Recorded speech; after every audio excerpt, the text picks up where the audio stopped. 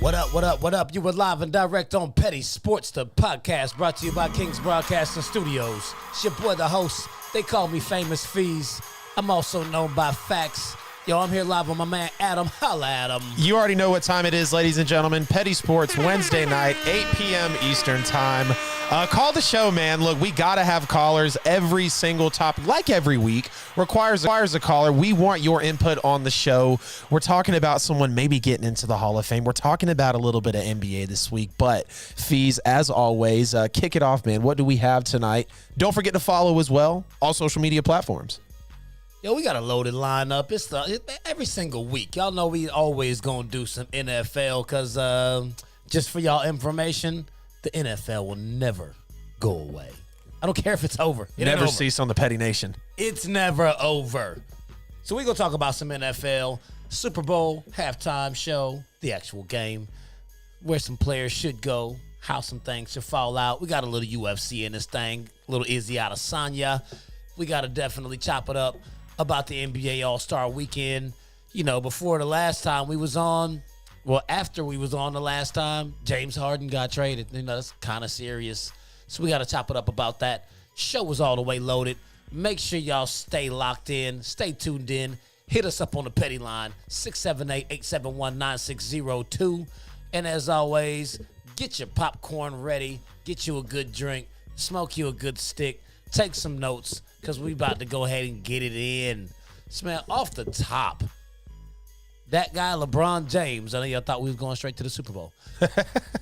LeBron James came out in a tweet and suggested, well, I don't know if it was a tweet or not, but he suggested that they should have a joint parade for the Dodgers, the Lakers, and the Rams, because the Dodgers and the Lakers actually didn't have parades when they won their championships because of the pandemic.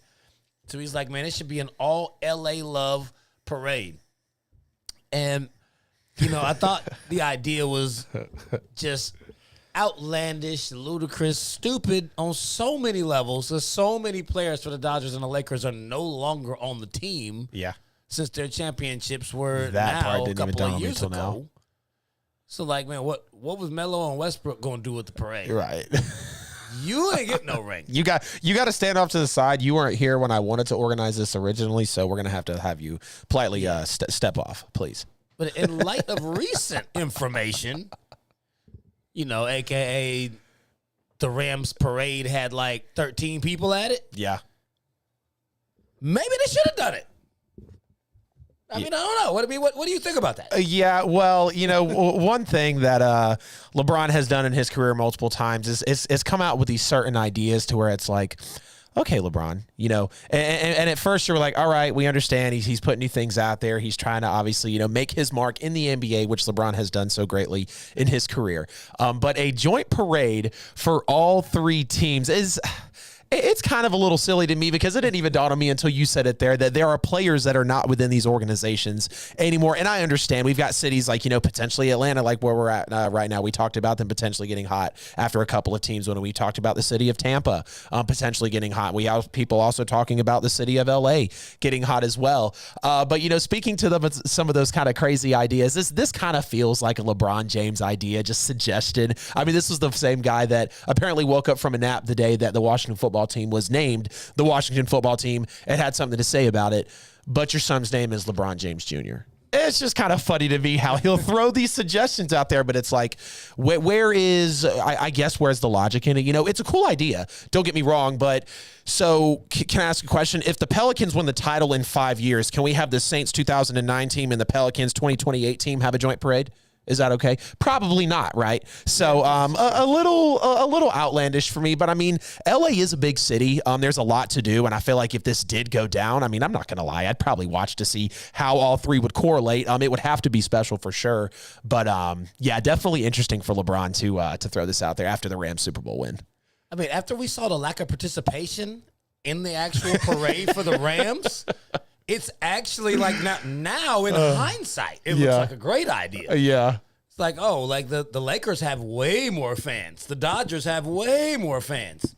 Apparently, if they had joined them, right, then the parade would have had people at it. I mean, like it looked like, I thought that the shots and the pictures and like the stuff that I was seeing were like before it actually started, Yeah. or after Like cleanup crew. everything had finished. I'm like, wait. That was the crowd during the actual parade?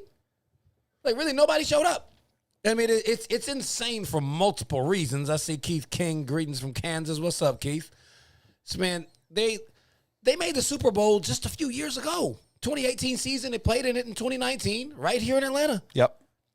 That wasn't that long ago. That was 3 years ago from right now. They had just gotten the team back to L.A., so, I mean, they'd only had the franchise back for like 2 years. So we understood why there weren't very many Rams fans in Atlanta for that Super Bowl. Right. But just a few more years removed, you're right back in it. And it's at home. Yeah. Why was no one there? Yeah. Yeah. Like 2 Super Bowls in 4 years, and you can't show up. Especially for your boy Matty Staff. Come on now. Where's that Hall of Fame support? Where's that at? We gotta keep that for another like 45 minutes. But they brought in all the people. I mean, they brought in Matt Stafford. They brought in Odell Beckham. They brought in Jalen Ramsey. You still had Aaron Donald. You brought in Von Miller. Yep. I mean, how much star power do you need? It's L.A. Right. You got all the stars. You won the Super Bowl. The least y'all could do is show up. But I guess that's probably a testament to the fact that all the Super Bowl tickets are so expensive, only the stars can show up. Yeah. The stars don't do parades. Yeah, I spent my money on a Super Bowl ticket, so now I have to live out of a dumpster for the next 3 weeks. I can't come to the parade, sorry.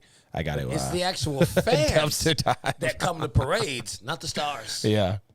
Yeah. Maybe the tickets to the damn game shouldn't cost so much. I think the average ticket was like $7,000 for nosebleeds. And you got to think, we're talking about the newest stadium in the NFL, obviously SoFi. Beautiful stadium. I'd love to go there one day. But hell, I think like 50-yard line, kind of just the sweet spot, not too high, not too low, 50-yard line, I think was like $27K. 30K, something like that. I mean, that's like NBA Finals seats. They're ridiculous.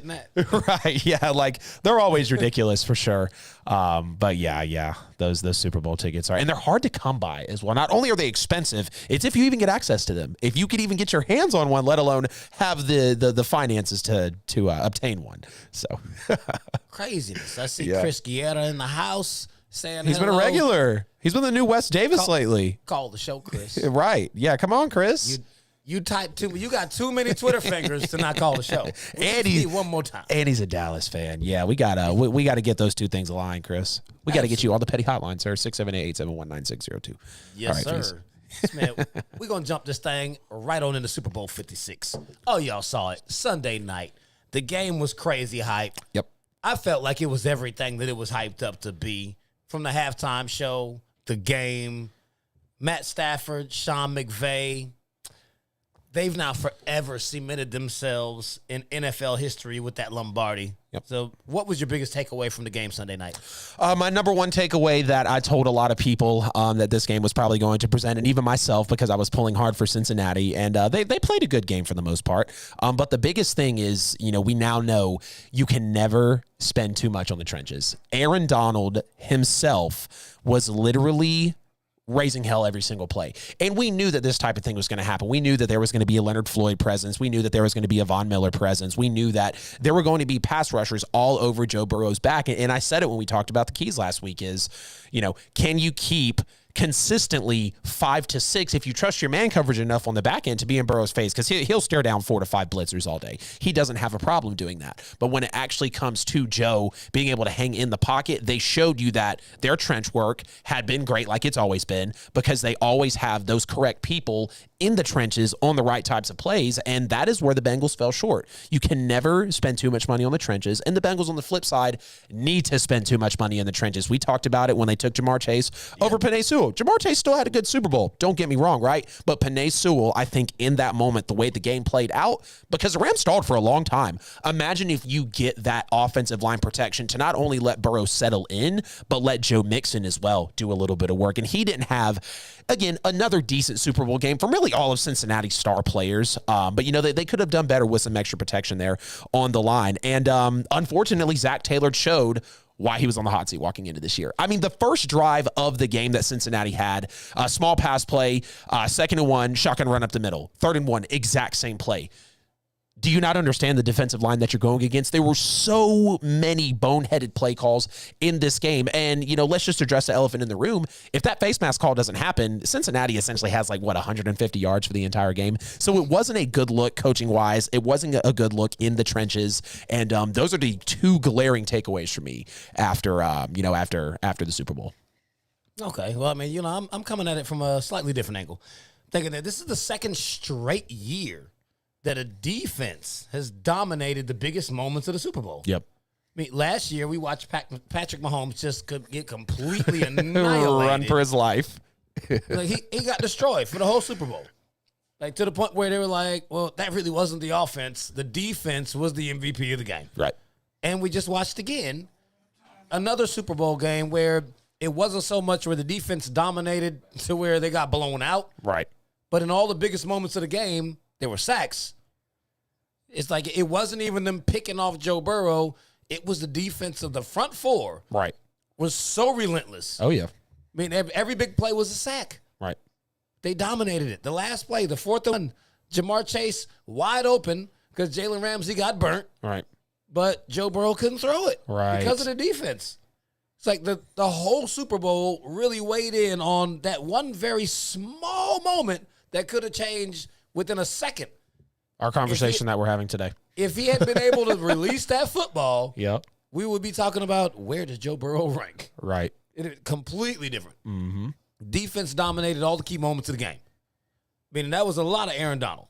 But I also just have to come in and say the referees did not cost Cincinnati the football game. Right. It's ridiculous. The holding call was legit. You saw it in real time. They showed you the replay about 5,000 times. You saw his hands around both sides of his waist. Clearly that looked like a hold. When you see it in super slow motion in 4K, then you're like, well, he didn't actually grab him and he didn't tug on him. How the hell is the ref supposed to see that in real time? Right. Well, I chalked it up. It looked like a hold. Yeah. It was a legit call. I mean, they could have let it go, but it was a legit call. Yeah. I mean, just like they let the face mask go on the Jalen Ramsey touchdown. Boom. They made that call. Here's a gift. The LA. calls were legit. It's Right. like, okay, there's one call that could have gone the other way on both sides. Y'all are even. Right. I mean, that wasn't why they lost. Right. Cincinnati got stopped on their last 4 or 5 drives of the game. They had the ball with plenty of opportunities, and they couldn't protect Joe. I mean, it was as simple as that. Yep. Cincinnati's defense, they don't get enough credit. So, I mean, they played a great football game, and they actually played a great all the way through the playoffs. Right. They showed up. It was just like, man, you can't fault them for everything. I mean, Eli Apple plays for the Rams. He was wearing the other jersey. Outside of him, they played an amazing football game. Apple. But, I mean, the last takeaway I have from it is I know I got a lot of takeaways. Jalen Ramsey. He's actually just been living off the fear of his reputation. Yeah. He is not the corner that everyone says that he is. Quarterbacks are scared to throw at him. They won't throw at him. And then when they decide to, they kind of got the little happy feet, throw a bad pass, and then he'll make a play, and he makes a spectacle out of it. Joe Burrow treated him like, oh, you're supposed to be who? I mean, I felt like he threw at him as much as he possibly could. He's like, who are you on? Right. Like, oh, you got Higgins? I'm throwing to Higgins. Yeah. You want Chase? Throwing to Chase. And he completed most of them. Right. I mean, Jalen Ramsey only had one pass defense the entire game. They were catching balls on him left and right. Yep. So, I mean, from this point forward, I don't think quarterbacks are even going to be scared of him anymore. Right. It's like, nah, just go at him. We got that national television tape. You like what you're putting on film, son? You like that? You like what you're putting on film? Crazy, man. So, Cooper Kupp. Yeah. Won Super Bowl MVP. Major talk about this one. Second time a wide receiver has won the MVP of the Super Bowl in just a few years. In three Super Bowls? Mm-hmm. So Julian Edelman won it. That was 2018. This was 2021. So, yeah. Yep.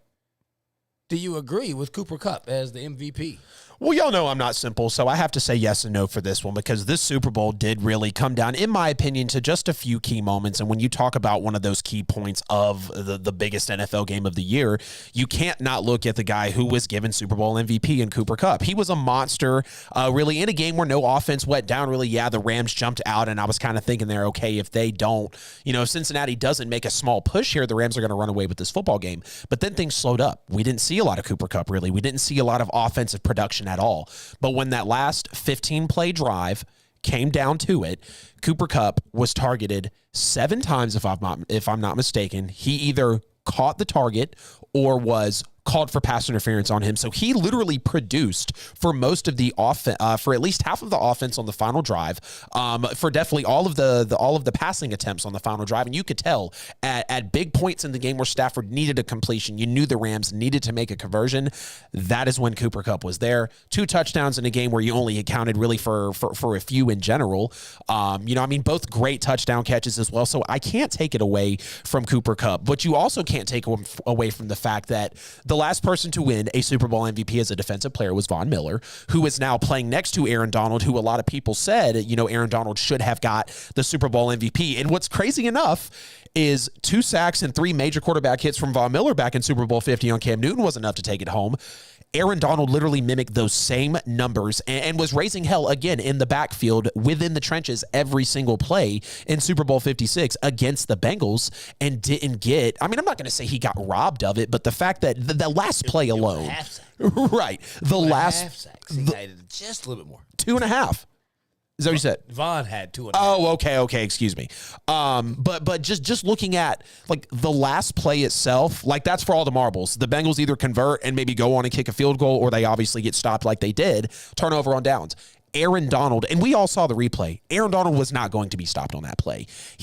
I'm not going to say he won the Super Bowl for the Rams, but he took that moment for LA as their best player and won them the championship at that time. So I give respect to Cooper Kupp, but for me to say that it was 100% rightfully to him or Aaron Donald, I can't sit on that.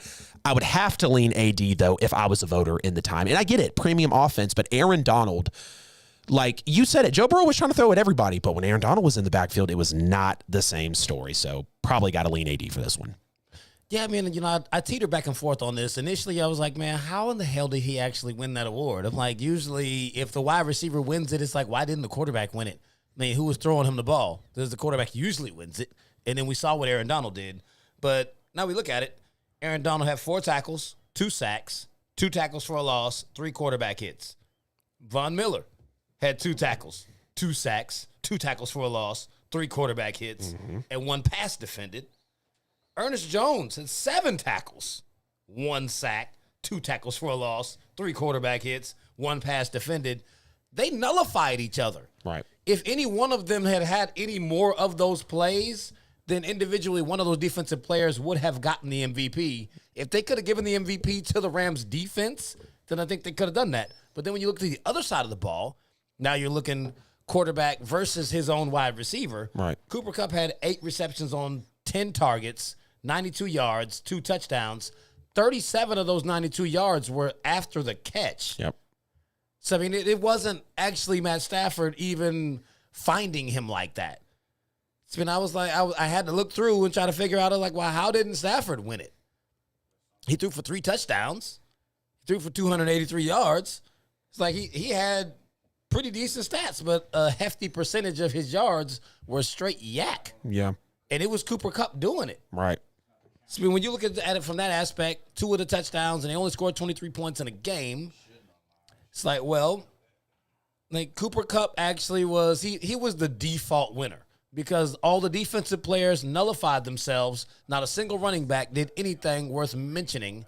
And Matt Stafford's, his numbers look better than what his actual game was. Those 2 interceptions could have easily cost them that football game. Right. The no-look pass, that's what everybody's talking about. That was amazing. But outside of that, what else did he do that was amazing? Right.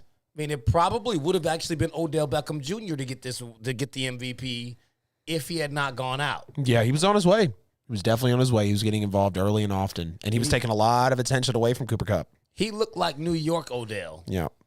He looked real fast. Routes were crisp. It's like he came to play. Yep. It really sucked that he got hurt. Right. We were kind of getting that vintage OBJ kind of feel back. Like, this is the OBJ we've all talked about, even though he's been absent for about 3 seasons. Like he looked like the guy that can't be covered. Right. So now we're going to get back to Matt Stafford. Did this Super Bowl win punch his ticket into Canton? Oh my goodness, man. This has been the uproar in the sports community ever since this went down. I feel like, so just to answer the question up front, no, this did not punch his ticket into Canton immediately, even though it was, yes, the first season out of prison and he's got a complete upgrade for everything and he's, winning the Super Bowl and doing this with McVay and being, damn near the same age as his coach for the youngest Super Bowl win ever for a coach. Okay, I totally understand all that. But I can't come out here and say that Matthew Stafford now deserves a spot in Canton just because he did that in his first year. Because, and again, we've heard about the accolades, 1 Pro Bowl, no All-Pros, no MVP, no Super Bowl MVP. And if we talk about specifically, because I kind of thought about it today, Hall of Fame criteria, it's very broad. Okay, we've got a lot of different types of players that are in the Hall of Fame. But for me, were you top 5 to 7 for most of your career at your position? That's not Matt Stafford. How many All-Pros do you have? Postseason wins, MVP votes, league-leading categories that truly matter in that year that you play. Matt Stafford doesn't have any of those, if many at all. And let's also look at who he competed with. Of course, Brady, Ben, Breeze, Manning, Favre, Rodgers. Like, there were so many people, and I understand that waters down potentially what he's done. And we're not taking away the fact that we don't think Matthew Stafford's good, that we don't think he's talented. But there have been plenty of moments in his career where he has fallen short. You can be as talented as you want, but until that converts, you can have all the potential in the world. How many players have we seen come into the league that have that type of potential? And I've heard a lot of people saying this: if Matthew Stafford will come forward for the next 2, 3, 4, 5 seasons and really replicate damn near the same thing, then I can start to entertain that. But it can't be 1 Super Bowl for the first year out, winning at home. I can't just give it to him. Okay, the Hall of Fame bar is starting to get, like Sherman said, it's starting to get a little low. So let's not soften it up, because let's think, Devin Hester, who is without question the best return man in the game, did not get in. I get it, he's a return man, but he's without question the best at his position. And that was still hard. T.O. wasn't first ballot. There are plenty of players that didn't go in. So it's going to be tough for Matt to go. We had a whole uproar about Julian Edelman, which Edelman has more of a case than Stafford because he produced 3 times in 3 Super Bowls and 3 big moments. I got to let you go here, obviously, but yeah, I can't give it to Stafford just yet. Absolutely not. Oh, yeah, I mean, I'm not even going to take it and run with it because it's almost time for the Kobe break. As soon as I get started, we're going to wait on that thing. Because I got a lot to say about Stafford to the Hall of Fame. Yeah, this has been this. What's sad? Someone put this into perspective. This is, man, Stafford. Like, we feel bad for Big Ben because he retired, and then Brady's like, "Oh, I'm done." So Stafford, obviously coming in, winning the Super Bowl, having all these naysayers. He doesn't even say, "Put me in the Hall." Other people are coming in and are like, don't you give him that Hall of Fame? And it's like, damn, man, I didn't even try to put myself on that pedestal, and I'm still in the line of fire. But let's hit this Kobe break because we love doing it every Wednesday at 8:24 on Petty Sportz. 3, yes, sir. 2, 1. Kobe. R.I.P. to the Mamba. Shout out Cooper Kupp saying that Kobe had something to do with the Super Bowl. Absolutely love that. Mike, I think it's over to you for the sponsor break here. Oh, yeah, we saw him walking out. He had on the Mamba jersey with the snake skin. Yeah, he looked on the front and the 24 on the back. Yeah, it looks super sick. Love that.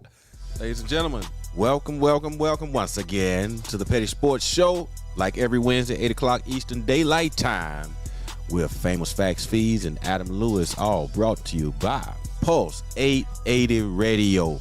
Yes, ladies and gentlemen, Pulse 880 Radio, 24/7 hits. Tune in, Google it. We certified the check mark and all. Pulse 880 Radio. Check them out. Thank you for tuning in. Like always, everybody in the chat room, Mr. Gutierrez. I messed his name up. You know what I'm saying? Christopher Guerra. All right. Keith King, what's happening? Jamila. I see Enrique. All right, got a lot of Latin brothers in here tonight. That's what's good, man. Appreciate you guys tuning in. Please do share the show. You know what I'm saying? Show some love. Go to the different platforms of your preference on the podcast, and Google iHeart, Spotify, Apple and just type in Petty Sportz. You can listen to the show, download it, the previously aired shows. This one will air in a few days over, so stay tuned and be ready for that drop. But thank you so much. Go over to YouTube. Do us a big solid. Subscribe to the page. You know what I mean? Subscribe. Hit the notification bell. If you're on the Fed Book of Face, all that right there, man. Twitter, Twitch. Hey, hit that that thumbs up button. You know what I'm saying? Like. Follow, comment. Let us know what you like to see. If you don't like it, you know what I'm saying? They say if you ain't got no haters, you ain't popping, or what? You ain't popping if you ain't got no haters, something like that. You know what I'm saying? So we want to hear from everybody, you know what I'm saying? Do feel free to call in at 678-871-9602, 678-871-9602. That's how you can be a part of the show tonight. All right? You know what I'm saying? Appreciate it. Support black business, support black businesses, because we do. All right, ATL. Now back to the regular scheduled program. Yes, sir. We are back, and as promised, you're going to get my take on Matt Stafford in the Hall of Fame. No, it's been a lot of talk about this thing. Matt Stafford is currently 12th in passing yards. He's 12th in passing touchdowns, and we're talking about all time. So his numbers, they're definitely way up there. So when you look at the quarterbacks that are ahead of him in those categories, there's 12 of them. 5 of them are in the Hall of Fame. 3 of them, we know they're first ballot Hall of Famers, but I mean, just to give you a point of reference, the 5 that are already in are Peyton Manning, Brett Favre, Dan Marino, Fran Tarkenton, and John Elway. They're already in. The ones that aren't in are Tom Brady, Drew Brees, Aaron Rodgers, and those are the 3 first ballot Hall of Famers that are ahead of them. Now, there's a couple of more guys that now we get to this fringe situation. Mm-hmm. Eli Manning, Ben Roethlisberger, Matt Ryan, and Phillip Rivers. Those are the other quarterbacks that sit ahead of Matthew Stafford, most of which have played more games than he has. But if we give you a little bit more perspective, Matt Stafford averages 37.5 pass attempts per game, which is second all-time behind Andrew Luck. He throws the ball a lot. That's why his numbers are so high. Yeah. The whole time he was in Detroit, as I've told y'all on multiple occasions, he generally is at the top of the league in pass attempts. So you should have lots of yards like that. So I'll tell you on the eye test, Eli, Matt Ryan, Phillip Rivers, Matt Stafford, no. But in reality, Phillip Rivers is the only one of those quarterbacks I named that's not getting in. Matt Stafford is going to get into the Hall of Fame. Yeah. I mean, the dude has a Super Bowl. He's going to end up top 10 in yards, top 10 in touchdowns. He's 53rd all-time in interceptions, which you're like, oh, that's high. No, actually, it's not. There are a lot of notable quarterbacks that are way high in that category. I mean, we all know Brett Favre is first. Dan Marino is ranked like 7th all-time in interceptions, and he never got a bowl. I mean, he got a lot more Pro Bowls, but it's like, hey, what are you valuing more than the Super Bowl rings?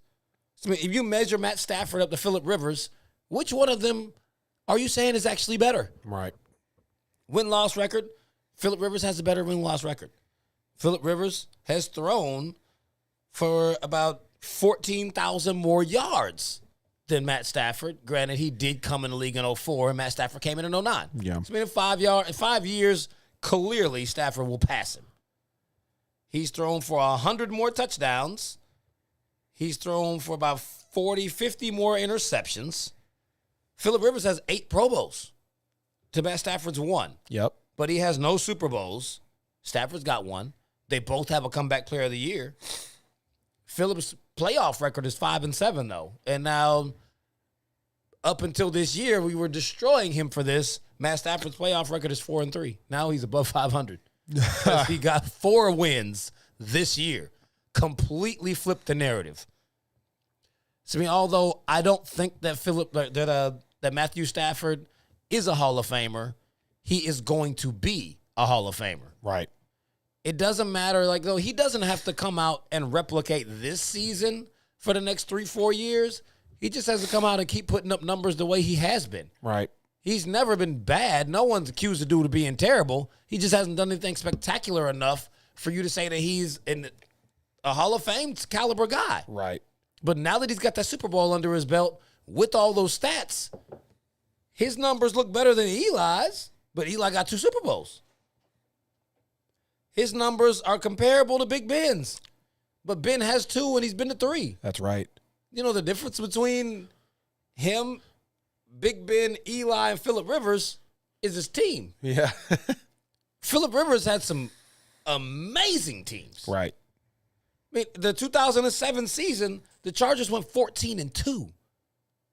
The only reason no one remembers that is because New England was 16-0. Right.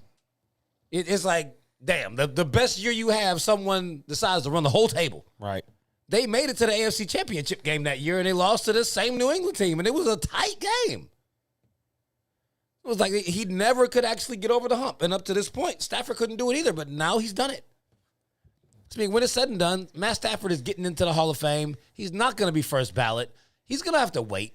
No, just like to your point, you were talking about Devin Hester and Terrell Owens. He's not getting in first ballot. He probably won't get in 5th ballot. He's going to wait a long time. Yeah. But eventually, he's getting in. I mean, that's the same thing I tell you about Matt Ryan. I don't think he's a Hall of Famer. Yeah. But he's getting in. If he retired this year, it may take 10, 15 years for him to get in, but he's going to get in somewhere down the road. Yeah, people like to say longevity is the reason why you should get into the Hall, but to me, longevity without like going to the promised land or having plenty of accolades behind you, or like I said, I mean, to me, really, Hall of Fame is one thing. Were you top 5 to 7 for most of your career and producing in big moments where their teams needed you? And here's the thing. I know people are going to want to come in and say, oh, Matthew Stafford, well, he was under duress in Detroit for 13 years. Okay, he waited also 13 years essentially to ask for a trade. Please let me out so I can actually have a career.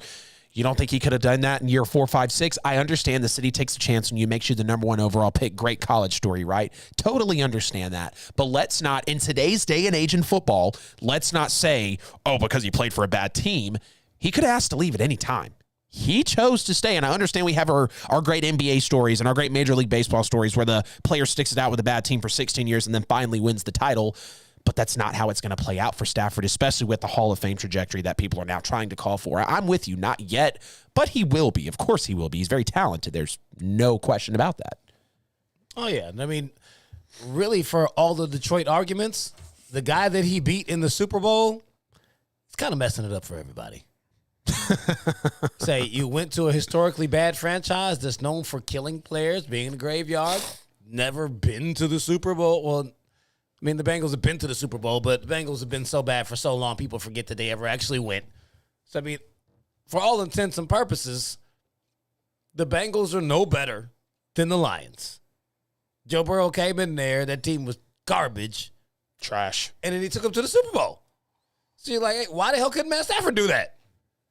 You're talking about coaching? It's like, oh, like when you go to the Super Bowl, all of a sudden your coach gets a lot more respect. And all of a sudden he seems like you had good coaching.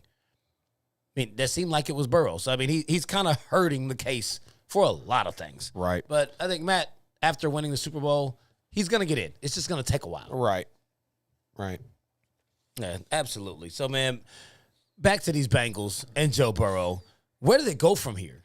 Are they one-hit wonders? They about to just disappear, miss their one shot, fall up into obscurity? Or will the Bengals be perennial contenders for the next decade? I have to say, I don't know if I can say perennial contenders for the next 10 years of NFL football, but I think they're definitely going to be one of those consistent, I think now their floor, now that they've understand what they can do, they're going to double down on obviously the trenches. I think they're pretty set offensively. Get a couple more of defensive leaders in there. And, I mean, obviously the coaching did fairly well. I think their floor now is going to be about a potential 8 to 9 win team at worst, but I think this team is consistently, could potentially be on that consistent level of 11, 12, potentially 13 wins, especially now that we've got 17 games in the NFL season. And just to kind of scale that back a bit, they feel like a general 10 to 12 win team now. It feels like they could be in that area. And I understand that their defense kind of did take a little bit of a shot in the Super Bowl, and there was a lot of talent out there that they had to put up with, but we also said that it was going to be, this is going to be their biggest game of any player's career that was essentially on that team. And it was going to be major moments for them. So it's not like they can't get back to this mountain that they work so hard to get on top of. It's just going to take work. It's just going to take dedication and time. Could the Bengals not make the AFC divisional next year? Absolutely. That's totally a possibility. House money, a lot of great energy, great fairy tale story for them. If they don't address the trenches and go get at least one defensive leader for next season, I don't think they take that step forward. But I don't think it's a one-hit wonder. I think Zach Taylor has now kind of become discovered of what he can truly do for this team. Just the big question is, once you strike gold, how do you use it? We see a lot of teams, NBA, NFL, Major League Baseball. They got a whole lot of talent together. Browns with Freddie Kitchens, bunch of talent. Stefanski comes in and they're a play away from going to the AFC title game. What do you do when you figure out what you are? That's going to be the big question for Cincinnati and their trajectory over the next decade. But I think the Cincinnati Bengals' future is 100% reliant upon the health of Joe Burrow. Yeah. You saw it last year. He was hurt. They were terrible. 4-11-1. Yep. This year, 10-7 with a healthy Joe Burrow. The offense, it needs to be 95% offensive line. Their offensive line couldn't possibly have been any worse. Right. They gave up 51 sacks in the regular season and another 17 in the postseason. God. Actually, no, my bad. It was 19. 19 sacks in the playoffs because there was 7 in the Super Bowl, 9 against the Titans. Right. He was sacked once a game once the Titans one in the Ravens, happened. one in the amount. Chiefs. But he got sacked 19 times in the playoffs. Yep. They need to adjust the offensive line. Mm-hmm. They've got 8 draft picks this year. The only exception I would give to them not drafting an offensive lineman with all of them is if they pick another corner because Eli Apple is the other 5%. Oh, Eli. He clearly plays for the other team. Yeah. Doesn't matter which team it is. Whoever the hell they're playing, that's who he's playing for. Those fellow Saints fans sure do know about some Eli Apple. He needs not to run his mouth ever. He played along with Von Pell in New Orleans, who ironically is with Cincinnati. But he's bad. So, they need to address the line, address the line, address the line. Yep. Get rid of all 5 of them. There was no bright spot. A full brand new line couldn't be bad. Out. You need to address it in the draft. You also need to address it in free agency because there are some very top-level talented offensive linemen that are free agents coming out of this season. Right. You've got Taron Armstead from the Saints, a right tackle. You got a center, Ryan Jensen, out of Tampa Bay. You've got Brandon Scherf out of Washington, the Commodores. You've got Laken Tomlinson from San Francisco and Dwayne Brown out of Seattle. That's an entire line right there. Right. That's 2 guards, 2 tackles, and a center. They may not have enough money to get all of them. If you can get 2 to 3 of those guys in free agency, draft some good rookie talent on the line, develop them around them. If they can address that line, then this team could absolutely be a perennial contender, which I think they will be for the next decade. Even with the AFC is kind of funny right now. Yeah. Yes, at a glance, all the teams are definitely very good. You're like, yeah, Chiefs, they'll be there. Bills, they'll be there. We don't know that. The Chiefs are just about to start entering all of their top-level players, entering contract years. Yep. They're going to have to figure out how to pay everybody, and it's going to become the straight Pat Mahomes show where he's now, again, lacking protection. He might end up not having weapons like what he's used to. Same thing is going to happen for the Buffalo Bills, which we see that they can't, they have a Kansas City issue anyway. Right. Everything they do is to beat the Chiefs. They can't beat them. They can't get over the hump. And we've seen teams get to this point, and then they have a slump. They can't get past one team, and they fall off, so we don't know how they're going to rebound. Right. The Tennessee Titans look like they should be good, but the Cincinnati Bengals have already proven that they can beat them, even getting sacked 9 times. If you get to the quarterback 9 times and you can't beat them, then they don't really need to be concerned with you, especially if they actually address their offensive line. That means that they're actually way better than you. Right. So, I mean, who else are we looking at? In division, the Ravens, they're starting to become an afterthought. Everybody has figured out what the Ravens are doing. The Cincinnati Bengals have a very good defense. They can stop them. So, you know, there's not a whole lot over there in their way from them actually being a perennial contender. You look at their schedule next year. They got the AFC East, NFC East. They shouldn't have issues with either of those divisions. They got Tennessee, KC, and Dallas. Those are their 3 games because they finished first in the division. Yep. They beat Tennessee and Kansas City on their way to the Super Bowl. Right. I mean, clearly, if they can beat all those teams, they can beat Dallas. Yep. So, like, I don't really see anything in their way. I mean, I'm not calling a 17-0 season by any means. But they should definitely win somewhere between 11 to 13 games and be right back in the mix. Right. 100% agree. So, man, the Cincinnati Bengals, their future is looking bright so long as they protect Joe Burrow. Have to. Don't let them make a hit again. Mandatory. Absolutely mandatory. Yeah, man. So, the halftime show. Straight 90s throwback, early 2000s. Gorgeous. How'd you enjoy that? It was great, man. I mean, it was everything I thought it was going to be. Every artist performed one of their biggest songs that, obviously put them on the map. I kind of love the whole center stage thing of Dre and Snoop. You could definitely feel like it was centered around them. Definitely a big highlight. The surprise thing by 50 coming out, hanging upside down. I was like, wait. I was like, who is that? And the was like, who is that, babe? And I was like, oh, that's 50 Cent. I was like, no way. They're just bringing him out for a guest appearance. So, I mean, it was good. It was very good to see, the Super Bowl halftime show.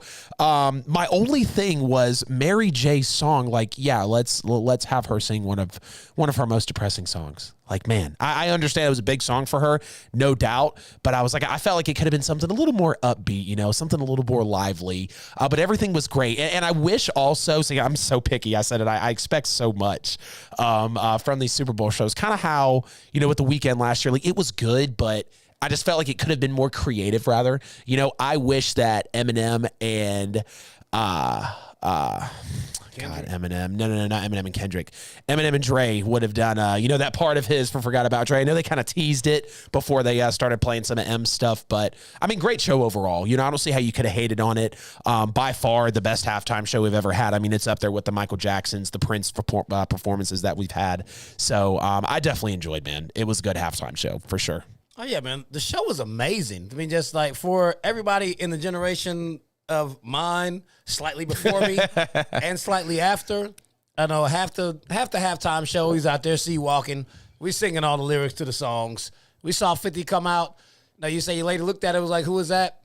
50 came out like he actually redid the video for the song. Right. So like when we saw him, we like, yo, it's 50. Right. He's there. Like, man, it was like we wasn't expecting him at all. Right. I mean, even when you get like just the reference to the even power in that, it's like, yo, we got Kanan. We got Monet. Like, they could have let her do You're All I Need and then brought Method Man out there. Yeah. Like, man, give us Davis, too. Right. But, man, like, I enjoy all of it. Like, man, like, the halftime show was so enjoyable. I think I went to the bathroom after the halftime show. Was like, damn, the game's back. Right. Like, I didn't get any time. Like, what? This isn't normal. Normally, I don't care about the halftime show. I mean, that was definitely the best one that I've seen. And for folks that cite other performances, it's like, hey, it's all to your own personal preference. Right. But the direction that the NFL has been for the past 4+ decades, being 70+% black players, maybe a few more halftime shows should be like that. Yeah. Kind of should have been like that when the Super Bowl was here. Yeah. Why weren't all the Atlanta artists there? But right. That's a whole nother concept for a different day. T.I., Future, 2 Chainz. Yeah, we could have got all of them. Yeah. I've been to concerts here where every Atlanta artist came. It's like, hey, this could have been so much more. Right. I mean, L.A. showed up. They showed out. They represented. Halftime show was all the way live. It was dope. And then Eminem, he took a knee, and nobody was mad at it because he's Eminem. Interesting, huh? No melanin, no problem. It's Damn shame. I was thinking it was going to be Kendrick Lamar to do something like that. But the fact that it was him was like, so what you going to say about that? No problem. All right. Got it. You think it had some negative meaning behind it?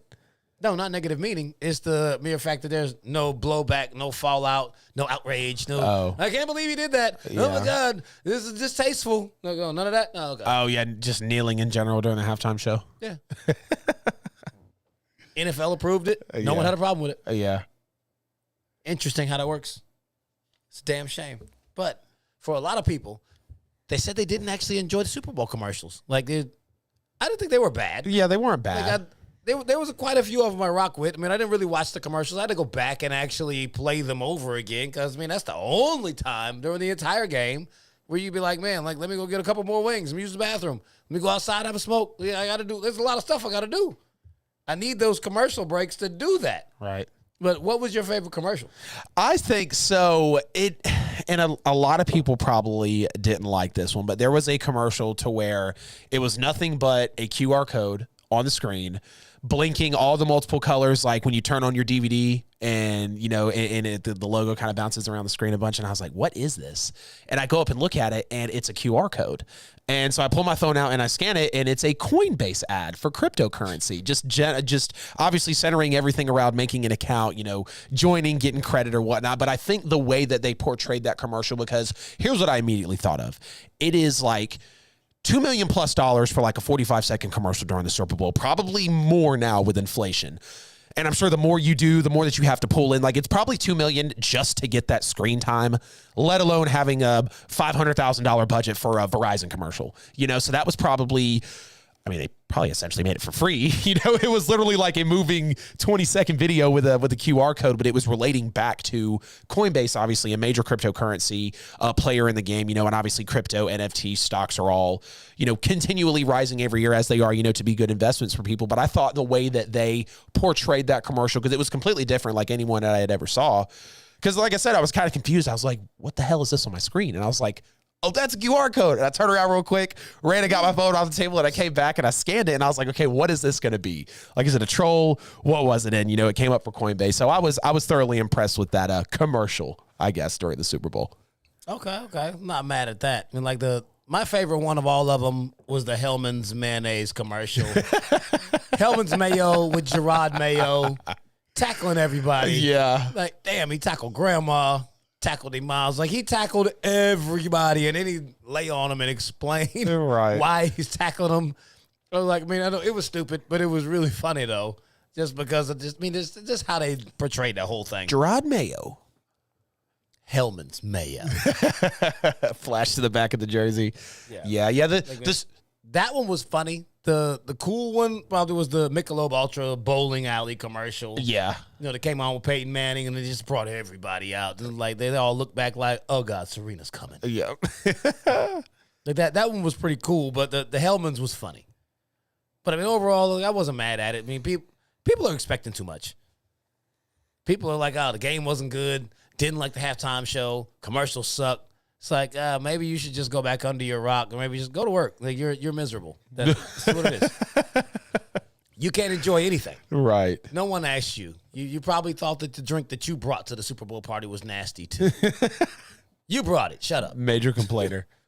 Can't make everybody happy, Fees. That's a hard lesson to learn. At all, man. So, we're going to throw it back to Mike Beasley real quick. So we missed our 8:45 break.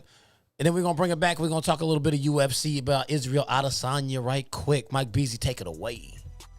Yes, sir. Famous Facts Fees. Gladly. Ladies and gentlemen, you're tuned in to Petty Sportz Wednesday night edition, all brought to you by Petty Pulse 880 Radio. Appreciate you guys tuning in and rocking with Adam and Famous Facts Fees tonight. Like always, thank you for getting in the chat room, sharing your opinions. Do feel free to call in at 678-871-9602. 678-871-9602. That's how you can be a part of the show tonight. We'd love to hear from you guys and gals. You know what I'm saying? Your take on the Super Bowl, your favorite, your not so favorite. Who you thought should have been the MVP. You know what I'm saying? So just get at us. We'd love to hear your comment and continue to support the show. Share the links. You know what I'm saying? Share. go to YouTube, subscribe to the page, hit the notification bell. Same thing on Facebook, Book of Face. Like button, follow, all that right there. Instagram, TikTok, Twitch, Twitter. We all over the place. If you're not there, what's really going on? I mean, it's like how the American Express commercials used to go. It's everywhere you want to be. You know what I'm talking about? Petty Sportz is everywhere you want to be. So help us help you help us. All right? You know what I'm saying? So get at us in the chat room. Get at us in the messenger if you have some topics or you'd like to be a guest on the show. Just get at us, man. You know what I'm saying? We can make some things happen for you. You know what I'm talking about? Without you, there's no us.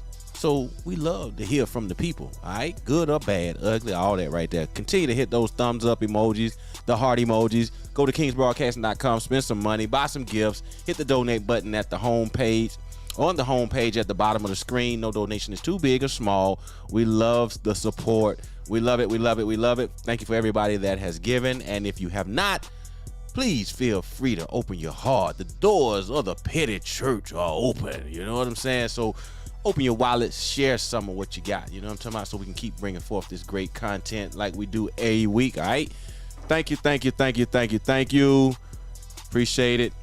Support black business, support black business, support black businesses, because we do ATL. Hold back to the regular scheduled program. Yes, sir. Yes, sir. As promised, we moving back to the UFC. Israel Adesanya defeated Robert Whittaker again, but this time by unanimous decision. And it's a lot of people that feel like they just gave the fight to Izzy. Do you really feel like Izzy won this fight? I do feel like Adesanya won this fight. I don't feel like it was given to him. I feel like that's a big reach to say that such a sport as physically demanding as the UFC, like, to me, when it comes to UFC, it's not usually hard for me to make a call in a fight. Now, obviously, you have some to where the decision is so close, maybe by 1 point or two, but I can't go as far for this situation to say that Izzy was given the fight. And it's for a couple of main reasons. So you could clearly tell that Whittaker had no defense for leg kicks in this fight. I mean, you could almost say that Adesanya literally took advantage of this fight with the leg kicks that he was delivering time after time after time, weakening him, just really making work on that area of his body to where it was breaking him down, as the fight went on. And I also feel like every single right that Adesanya actually threw at Robert Whittaker was to end the match. I mean, they were huge right hands that were coming his way, and he kind of had that technique where he was holding his hand, kind of charging up some of his punches. People have seen the style bender memes and everything that he might have been doing during the fight, but that was actually a technique from him, because I was kind of curious on that as to, why was he rather resorting to that sort of technique, but it was actually working out for him in this fight. I think Adesanya clearly won this fight. I know there was obviously some back and forth about the decision, what did and didn't happen, things of that nature, but I can't go as far again to say that this fight was given to Adesanya. And I don't think Whittaker is going to even venture that way either, because he said, look, round 3 is almost inevitable. Okay, he's good. He's very good. If he loses the belt before he gets back to me, fine. I still want to fight him again. And that's because he knows that the fight was so good. And it wasn't just going to be a gimme for one of these guys. It was a chess match. Whittaker was throwing good punches, obviously, throughout the fight, but I think Adesanya just wanted it more. He's the better fighter. He's been a great fighter for a while. And, overall, he was just more mentally prepped for this moment. So I can't say again that Izzy was given this fight. No, absolutely not. No, I mean, I don't understand how anyone actually fixed their mouth up to say that Izzy didn't win the fight. Exactly. Did y'all actually watch the fight? I mean, just like you alluded to in the beginning, he started off the fight just destroying Whittaker's left leg. Yep.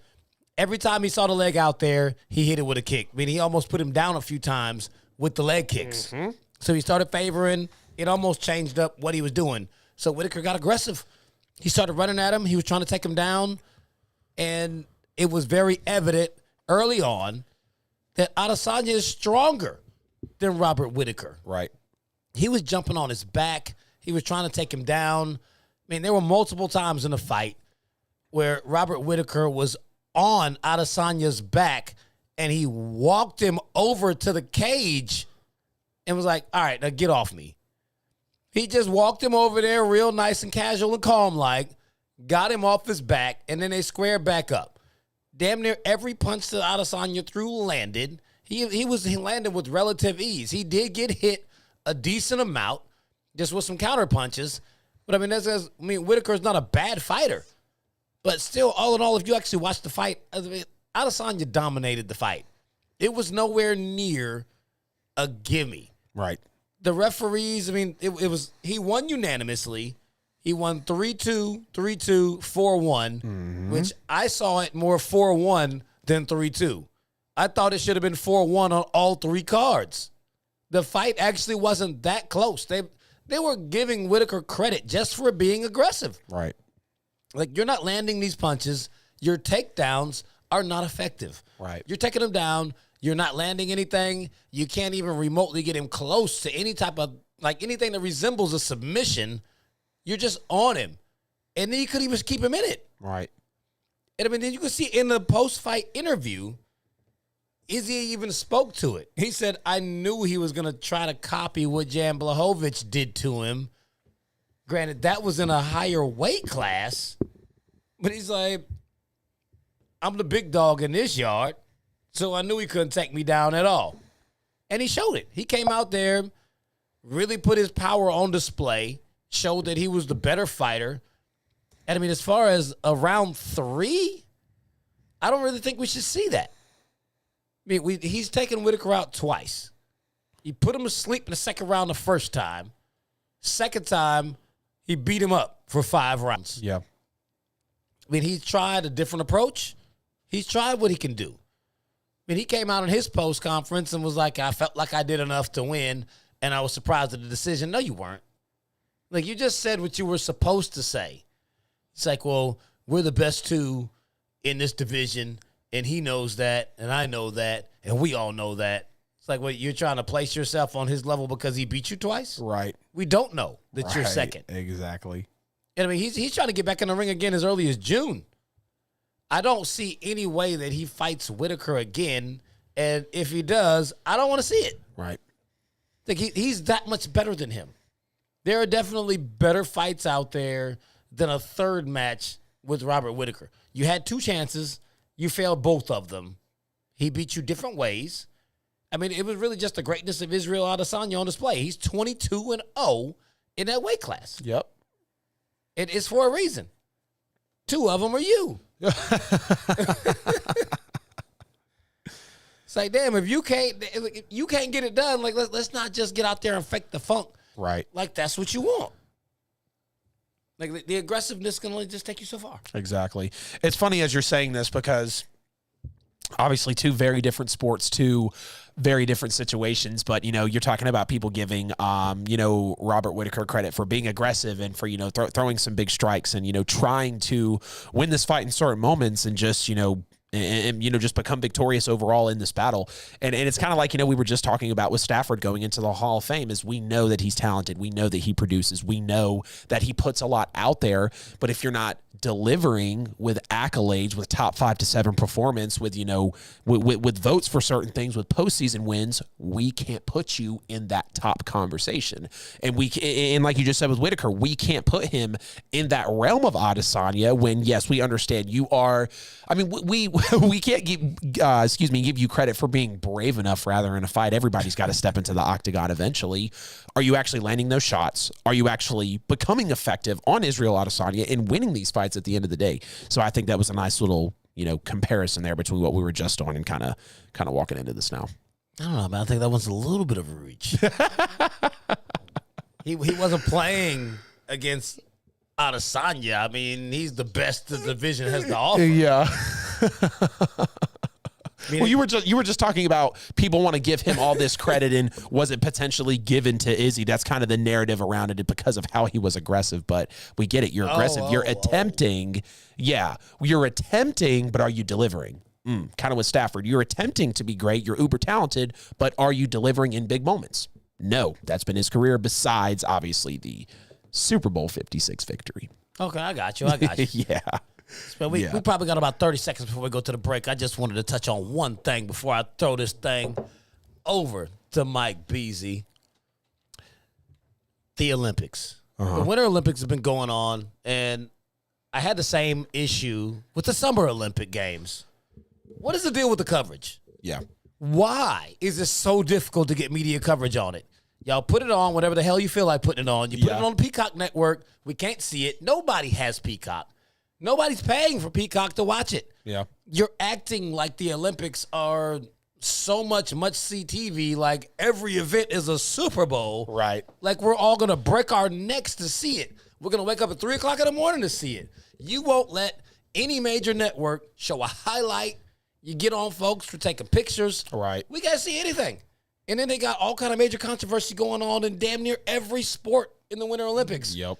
Put it on regular TV and let people put it out there. Yeah. You do not have the type of following to cover it and coddle it the way you're coddling it. Right. They're acting like it's a pay-per-view event and we're trying to steal it. Yeah. Pirated films. Those aren't sports that we watch. Yeah. Put them on TV and let us see it. Right. What? So was it the Summer Olympics? I feel like it was another sporting event where they were just totally undercutting like the entire just situation in general to where like it just wasn't being brought forward to like we have with obviously a lot of these sporting events. Was it the Summer Olympics specifically? Yeah, that was the summer. So I'm like, man, it's nasty. And like I told you, the whole thing was on Peacock and we just really could we could barely watch it. Right. Right. Like, whoever thought of this, Peacock Network, NBC, cut it out. Yeah, it's kind of the same thing that pisses me off when it's like, oh, here's this great sports story, but you got to pay $14.99 to see it. Yeah. Only on ESPN Plus. Okay, bro. See, really, that's just another step for me. We talked about this was a sponsorship. It's another step for me to take to make sure that I get your credit when I could just go get it somewhere else. Kind of difficult. Pretty much. But hey, guys, we are at the top of the hour. It is 9 p.m. here, Wednesday night, Eastern Standard Time on Petty Sportz, running into the top of the second hour. And we got a good bit of NBA to talk about, man. We know that the NBA has been rolling for a while now. Got a blockbuster trade. The All-Star Weekend is coming up. A little bit more NFL talk as well. But, of course, we always want to come to you guys and let you know to please, please, please subscribe on every social media platform. 44,000 strong on Facebook. We're about 5,000 strong on YouTube, Instagram, TikTok, Twitter. We are everywhere. It's not about where Petty Sportz is at. It's about where you listen to all your podcasts, where you get all your content out. Be sure to check out Pulse 8080, excuse me, if I could say it right, Pulse 880 Radio. They are always streaming music of multiple different kinds on that station. Be sure to check out Pulse 880 Radio, Live 365 on the app there. You can definitely check them out. And also KINGZ Broadcasting Studios, guys. We wouldn't be able to put on this amazing show without Mike, without Gary, without the equipment and the support of KINGZ Broadcasting Studios. If you're looking to start a podcast, get into content creating in general, want a dedicated team behind you with great equipment, great quality, and drive to put your content out there, definitely check out KINGZ Broadcasting Studios. But we're here at the top of the hour. Look, we need some callers as well. 678-871-9602. And the chat's a little quiet tonight. We could be doing better. Okay, we could be doing better on tonight's show, but we're still happy that you're here with us. All right, Fee, so James Harden is officially a Philadelphia 76er, and this was a move that was really, really rumored. It was kind of like when people said Brady was going to leave. Nobody really believed it. Oh, are they really going to move Ben Simmons? Are they really going to move Brady? So much going on, so much money, but it happened. The big rumor trade has now happened, and the question to start with is who won this blockbuster trade between Brooklyn and Philadelphia? I mean, it's actually difficult to say. I mean, between all the players that moved and actually just stylistically how the two teams are put together. Yeah. I mean, you look at James Harden and Joel Embiid, it's like, okay, now you finally paired Embiid with a playmaking guard that can shoot and score. Right. So that's going to unlock all kinds of things for that team. Shooters will be available. Embiid's life is going to be easier. Now it's going to be more difficult for you to defend Harden because he actually has a big man that's viable for him to go into, dish to, just even defer to. But if you look at the other side of it, Ben Simmons just went into a situation where the Brooklyn Nets, they're defensively deficient. Yep. They need a defensive guy. He's a 6'10" defensive point guard, plays amazing defense, drops dimes, drives to the rack. I mean, he's actually a better fit with them, especially when Kyrie is there. He ain't trying to shoot. Kyrie is playing like we've already seen that he'll move to the 2 because he was playing the 2 while James Harden was there. Right. And then you bring in Seth Curry that can sit out there on the outside. And, I mean, he can definitely knock down a three-pointer for you. I mean, he's not his brother by any stretch, but he can knock him down from the outside. They brought in Drummond. I mean, he's a shell of himself, but he can stand down there and block some shots, at least alter some shots. Right. So now you brought in 2 more guys for a defensive presence, brought in another shooter. When Joe Harris is back out there, he's got crazy people to dish to. I mean, when you just look at the makeup of the rosters, I think the Nets actually did better in this trade than the 76ers. Yeah. The 76ers portion of this trade is a lot more sexy than what it is for the side of the Nets, especially with the whole Kyrie situation, and he can only play in road games. Yeah.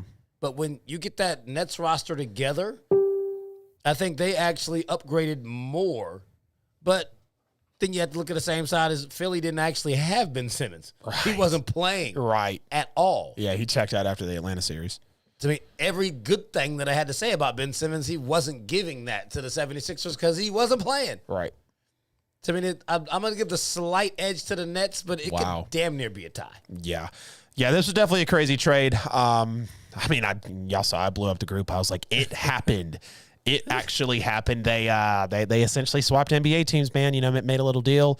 And, you know, hopefully it's going to work out for both of them. But I do have to say now with seeing how Philadelphia's been, you know, for so many years with the whole, you know, trusting the process, working Embiid out, taking Simmons very high, you know, some of the speculation he had coming out of college with the scouting report, you know, you feel like they've been in that position for a while, you know, to move on to the NBA Finals or at least, you know, go on a good title run.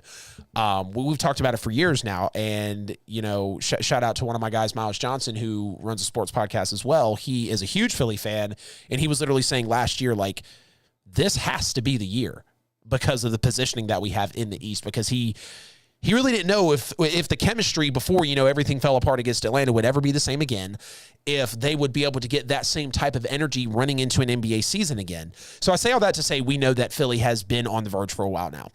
And, you know, we've obviously seen that when James Harden is ready to go, he clearly checks out. Okay, he'll go put on 20 pounds. He'll start shooting 17% from the field, whatever he's got to do, okay, to get out of a bad situation.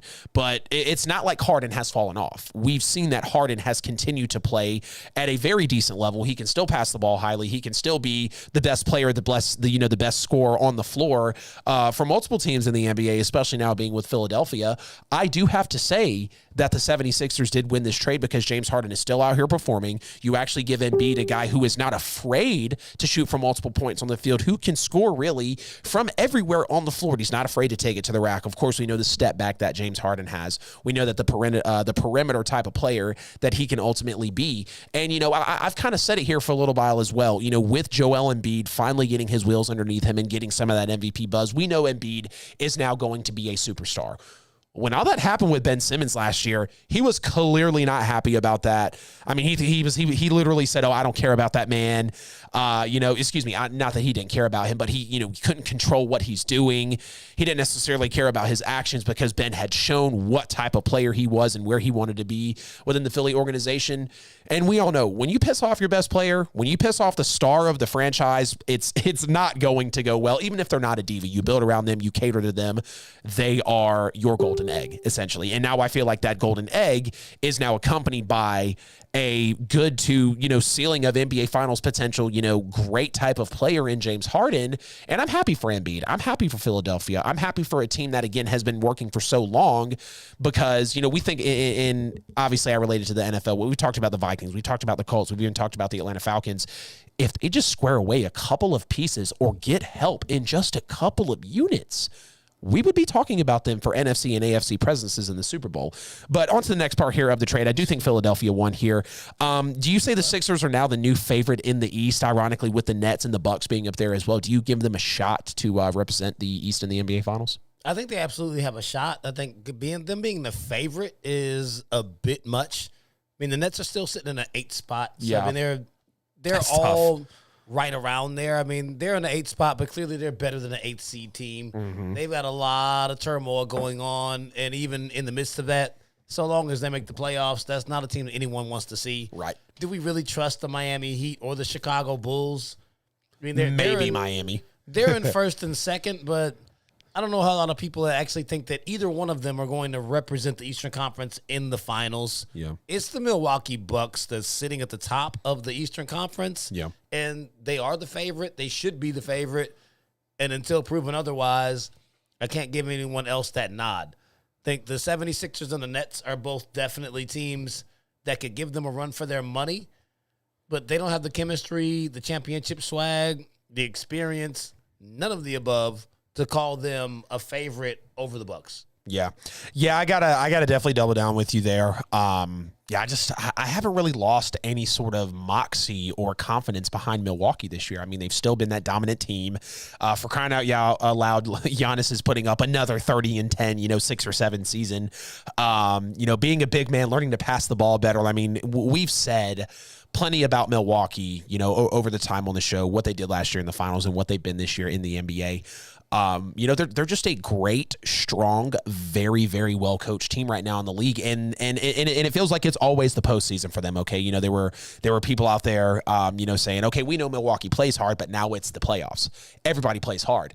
But Milwaukee literally always plays hard from whistle to whistle, from literally quarter to quarter, and I think that's what sets them apart from a lot of teams in the NBA.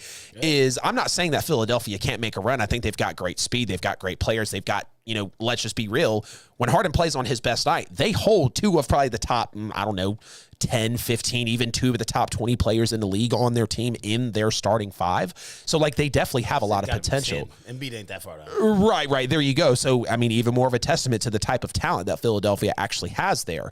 But, you do have to ask the question of how do, obviously, Embiid and Harden mesh together. What type of player is Harden now actually going to be, forcing his way out of another franchise and now mid-season huge blockbuster trade over to another team to where, it's a major upgrade. Ben Simmons is out. Everybody who's out on him, the fans, the franchise, the players, everything.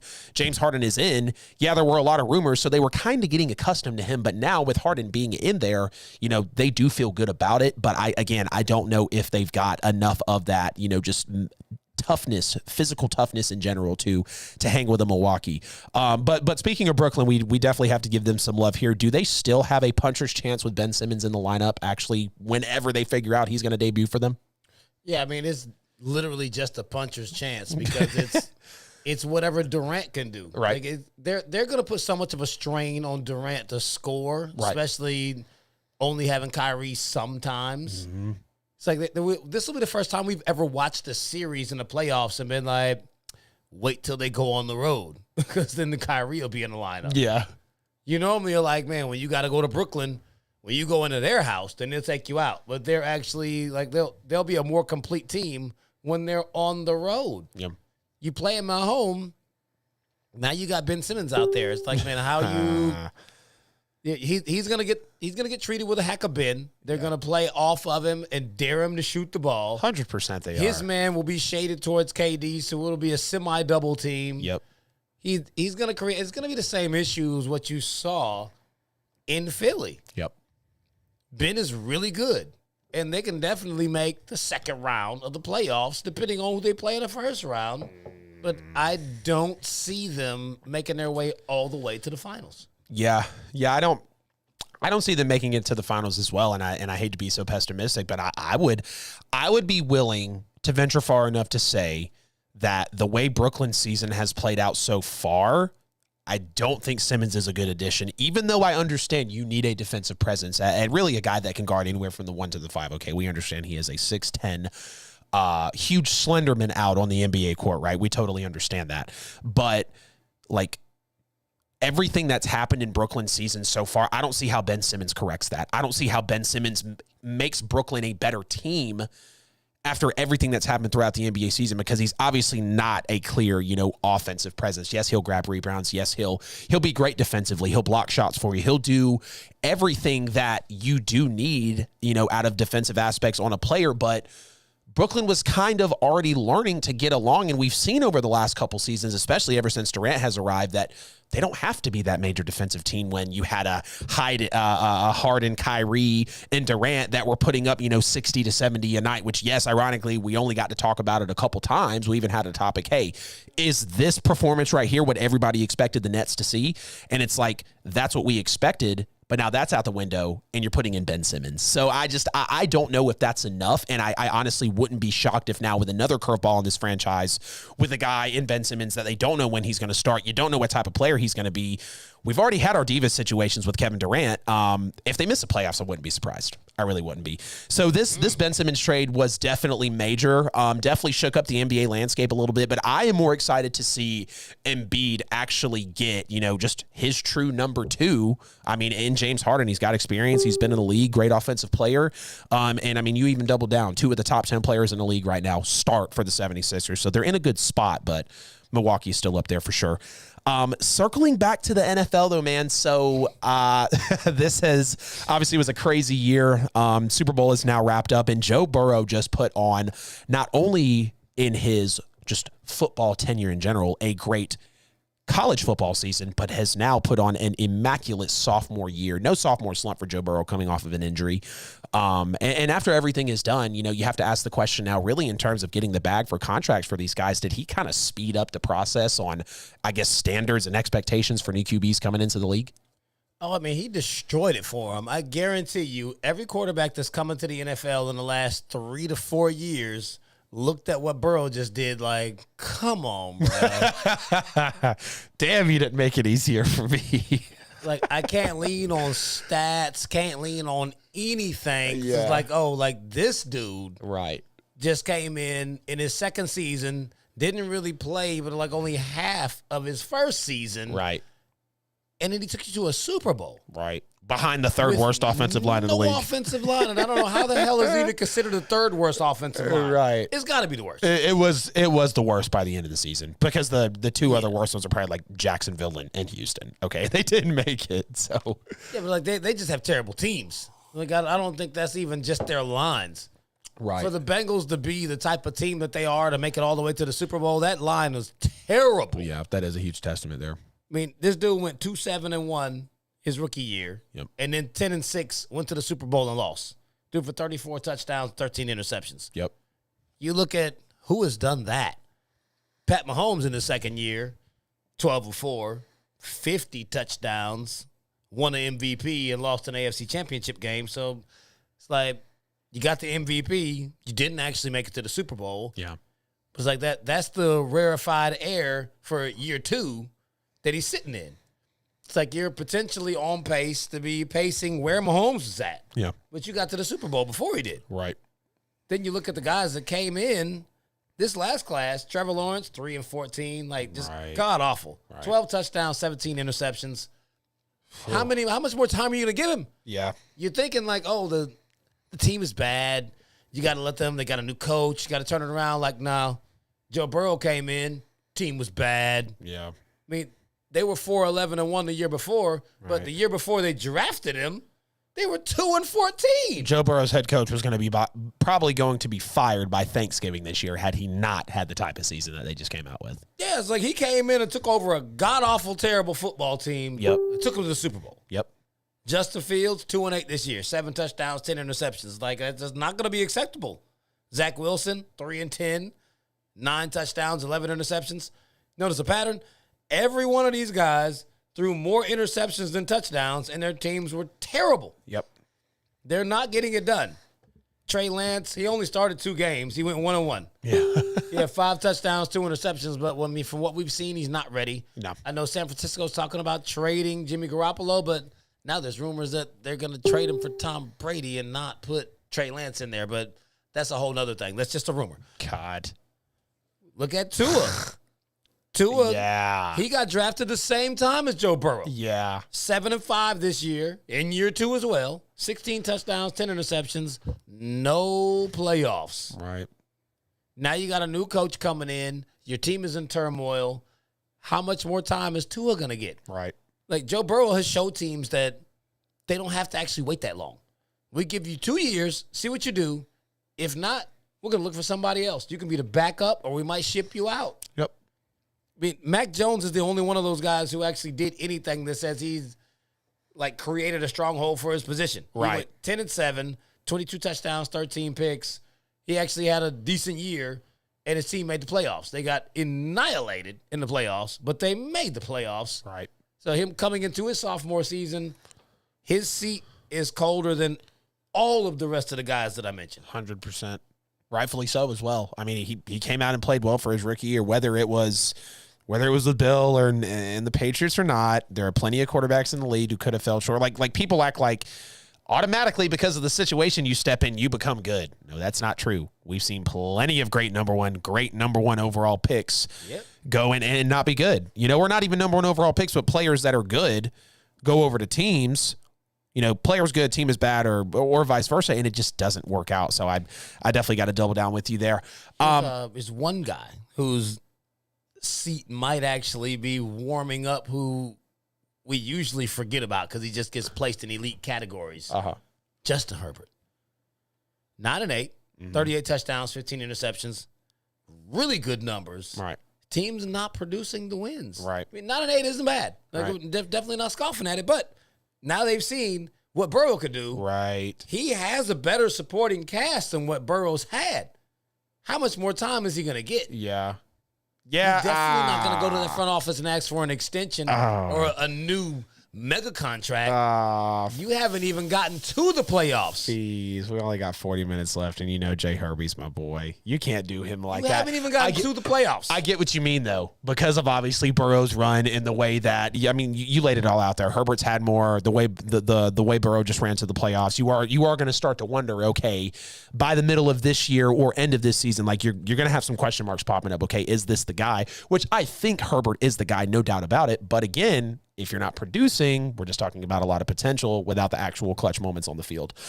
This does speed up the clock, though, definitely for excuse me, for all the NFL quarterbacks that have come in, because here's the thing now, right? You used to have, your Favres, your Romos, your Dak, stuff like that. People come in and just sit behind the legend for anywhere from, 2 to 5 years. And then they come out and play, right? That was the normal thing. But now that quarterbacks are favored more, now that your receivers and your tight ends are better and quicker than ever, and just overall, the NFL is so offensively and pass happy to where obviously these quarterbacks are going to be able to, have a step up. So their timeline is shortening. Like, they're not getting as much chance already, let alone, like you said, you've got people like Joe Burrow coming along, making a run to the Super Bowl, comeback player of the year after a crazy injury, with your knee, third worst offensive line, and he still manages to produce in this aspect. I mean, now it's to the point where it was already, okay, we draft guys, you saw it with Justin Herbert, you saw it some with Justin Fields. It should have been a little more with Tua, which I kind of think cost Brian Flores Coach of the Year a couple seasons back, but like, you got to throw them in there. You got to throw them in there. You got to put them in the line of fire, and you have to see, look, are they ready? Are they ready to be uncomfortable for their first, 200, 300 snaps in the league? Are they ready to be uncomfortable for 8, 9, 10 weeks before they get out of the bad throw business? Like, that is the thing that we're starting to see, especially because the league is heating up and really catering to offensive players and more than anything, quarterbacks more. It definitely did speed up the clock, though, because now you're just going to have it to where you've got to prove it quicker. They always said it. We've got guys that are coming in, but we're probably drafting your potential replacement right behind you because the NFL is a business, and we got to have people on the field to obviously get us wins, drive the marketing up, things of that nature. But I will say one thing, right, with Joe Burrow. So as I'm sitting there just watching him overall in the Super Bowl, I'm like, this kid's career is crazy. We talked about it. Heisman, greatest college football quarterback season maybe ever. Wins the national championship, number 1 overall pick. And I'm literally sitting there scratching my head. I was like, I just watched this kid win a national title like 2 seasons ago. And now here he is in the Super Bowl with a lead at a certain point, like just a couple moments away from becoming a Super Bowl champion. And I also said this, Fees, just speaking of Joe Burrow in general, I firmly believe that if Joe Burrow would have won the Super Bowl on Sunday, all of the hype surrounding him from college until now, especially if he would have won Super Bowl MVP, it would have been like a Mahomes or Rodgers all over again. Just the overall hype, all the gear being bought. You would see Burrow and Chase on every jersey, even more than you do now. It would just be another one of those super early rookie jumps to where people are just diving all in on it. And I mean, to their claims, you couldn't blame them. I mean, literally, I'm sitting there, watching a close-up of him in the Super Bowl. Like, I just watched this kid go win a national title in college, and he's literally standing here in one of the newest stadiums in the NFL with the greatest Super Bowl halftime performance that just happened, actually playing for a chance for his team to win. It would have been more justified for Herbert to get that hype than even a Mahomes or an Aaron Rodgers. Right. Because, I mean, just like what we've talked about previously, Mahomes took over a 12-4 team that Alex Smith was quarterbacking with a great coach and a great supporting cast. With Kelsey and Hill already. Yeah. We just didn't know who they were because Mahomes wasn't in the league. People forget that Kelsey and Hill were playing with Alex Smith for a couple years before Mahomes came from Texas Tech. That team was really good. Yeah, they were winning double-digit games regularly. In case you forgot, Green Bay was 13-3 with, that guy his name is Brett Favre. Brett Favre. They went to the NFC Championship game in 2011. No, it wasn't 2011. In 2007. Right. That was his last year there. They lost to the Giants before the Giants went to the Super Bowl, and then they got rid of Brett Favre, and Aaron Rodgers took over that season. Right. 13-3, lost in the NFC Championship game in overtime, and that's the team that Aaron Rodgers took over. Right. Joe Burrow walked into a team that was 2-14.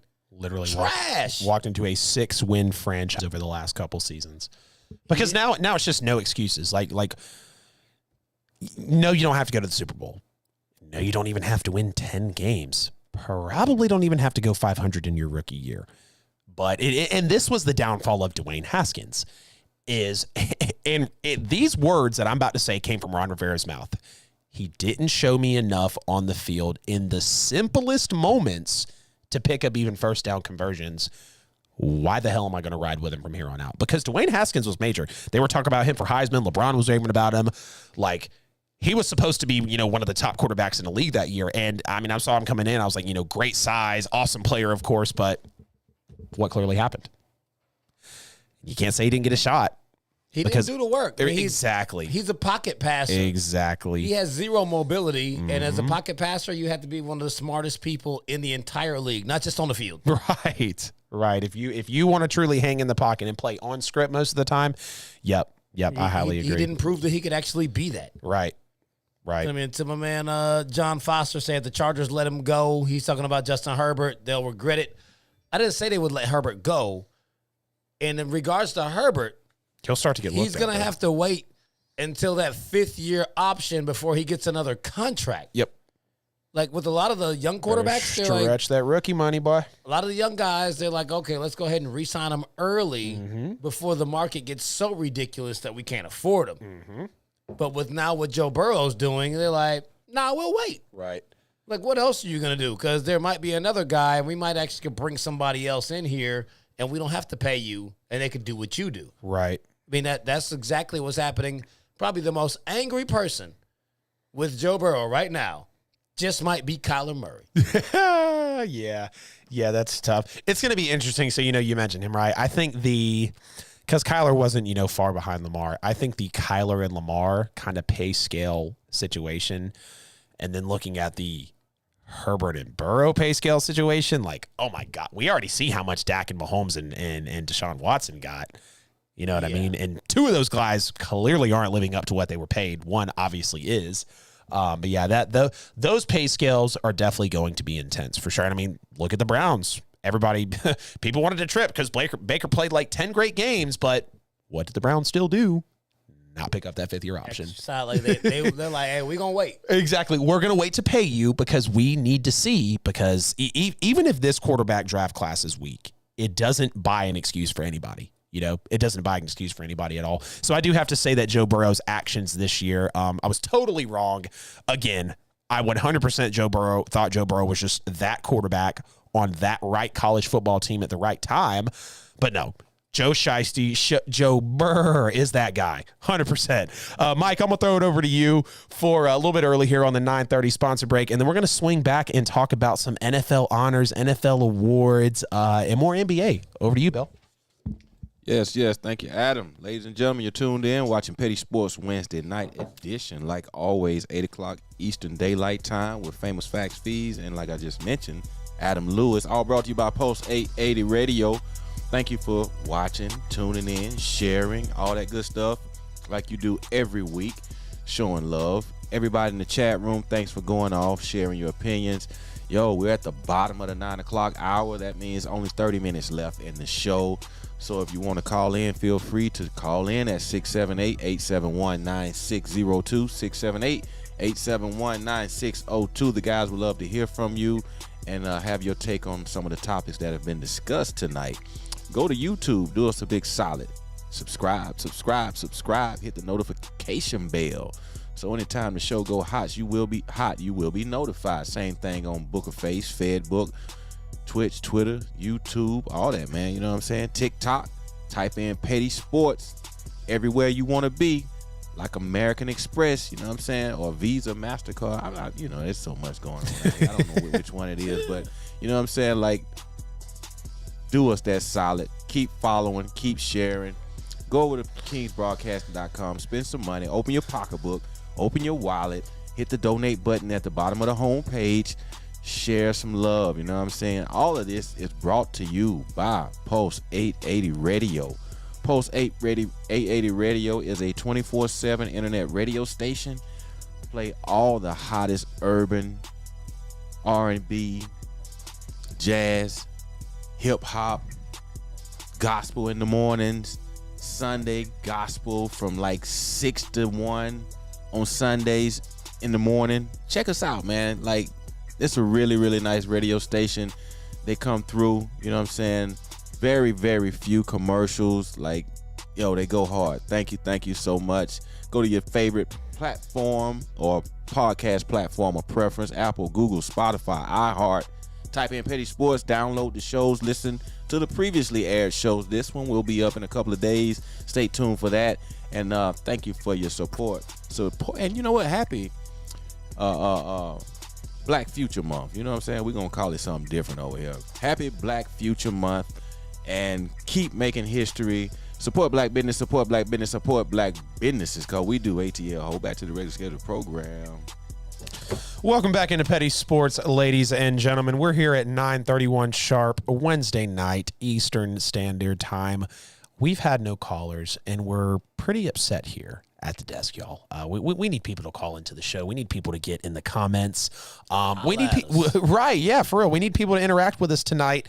A lot of debate heavy topics, a lot of things where y'all could have called in and given your takes, but it's okay. We're not going to stop doing this. We will always have the phone lines open for Petty Nation, and especially when we're about to talk about the NFL honors that were announced on Thursday night.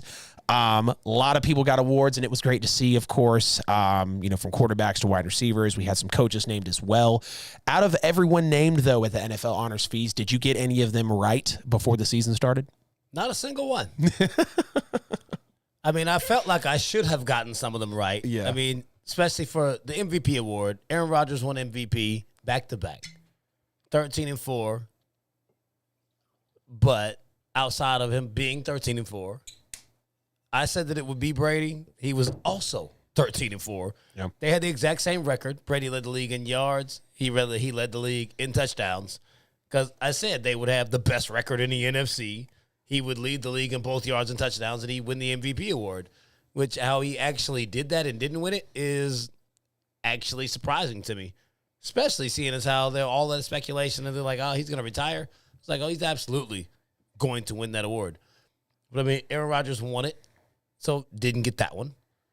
I mean, clearly Josh Allen was nowhere near getting Offensive Player of the Year, so I have no gripes about that one.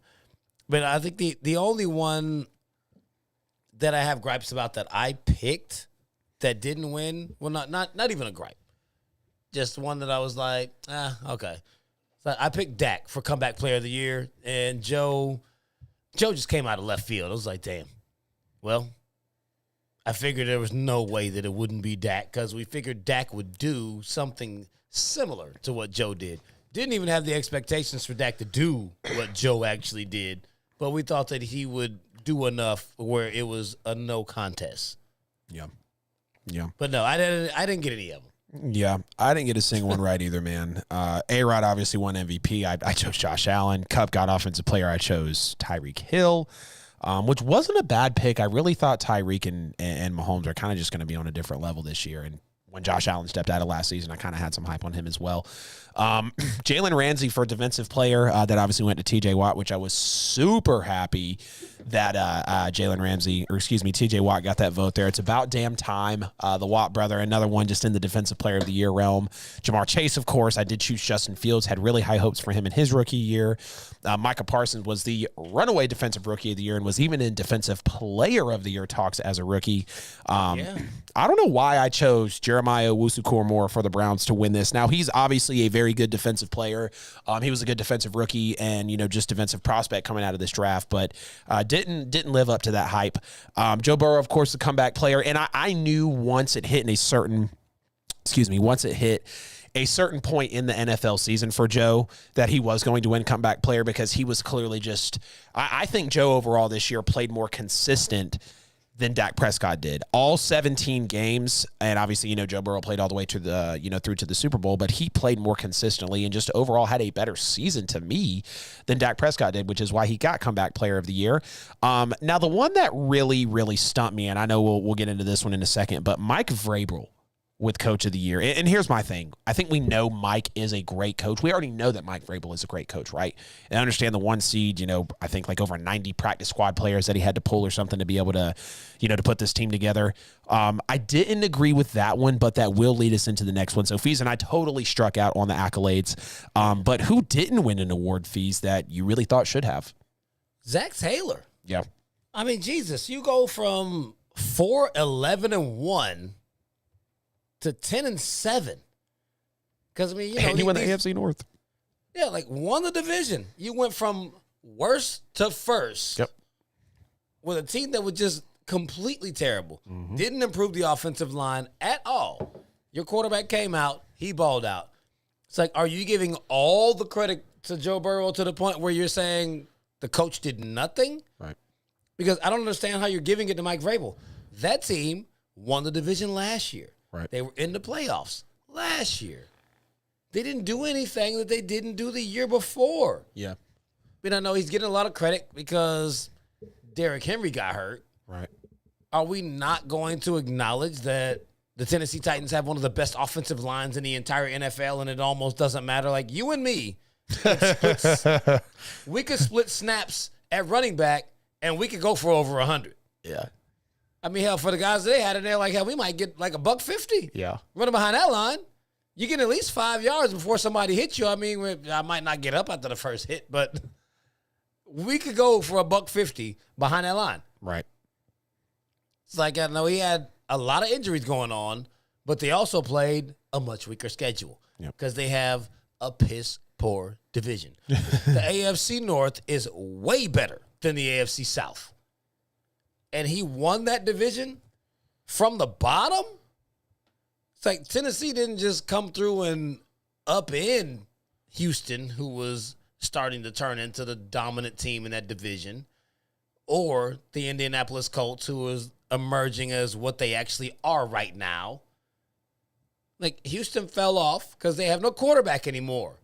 The Colts, they got a new quarterback in Carson Wentz, who is not that guy. Because the Colts are actually talking about getting rid of him now.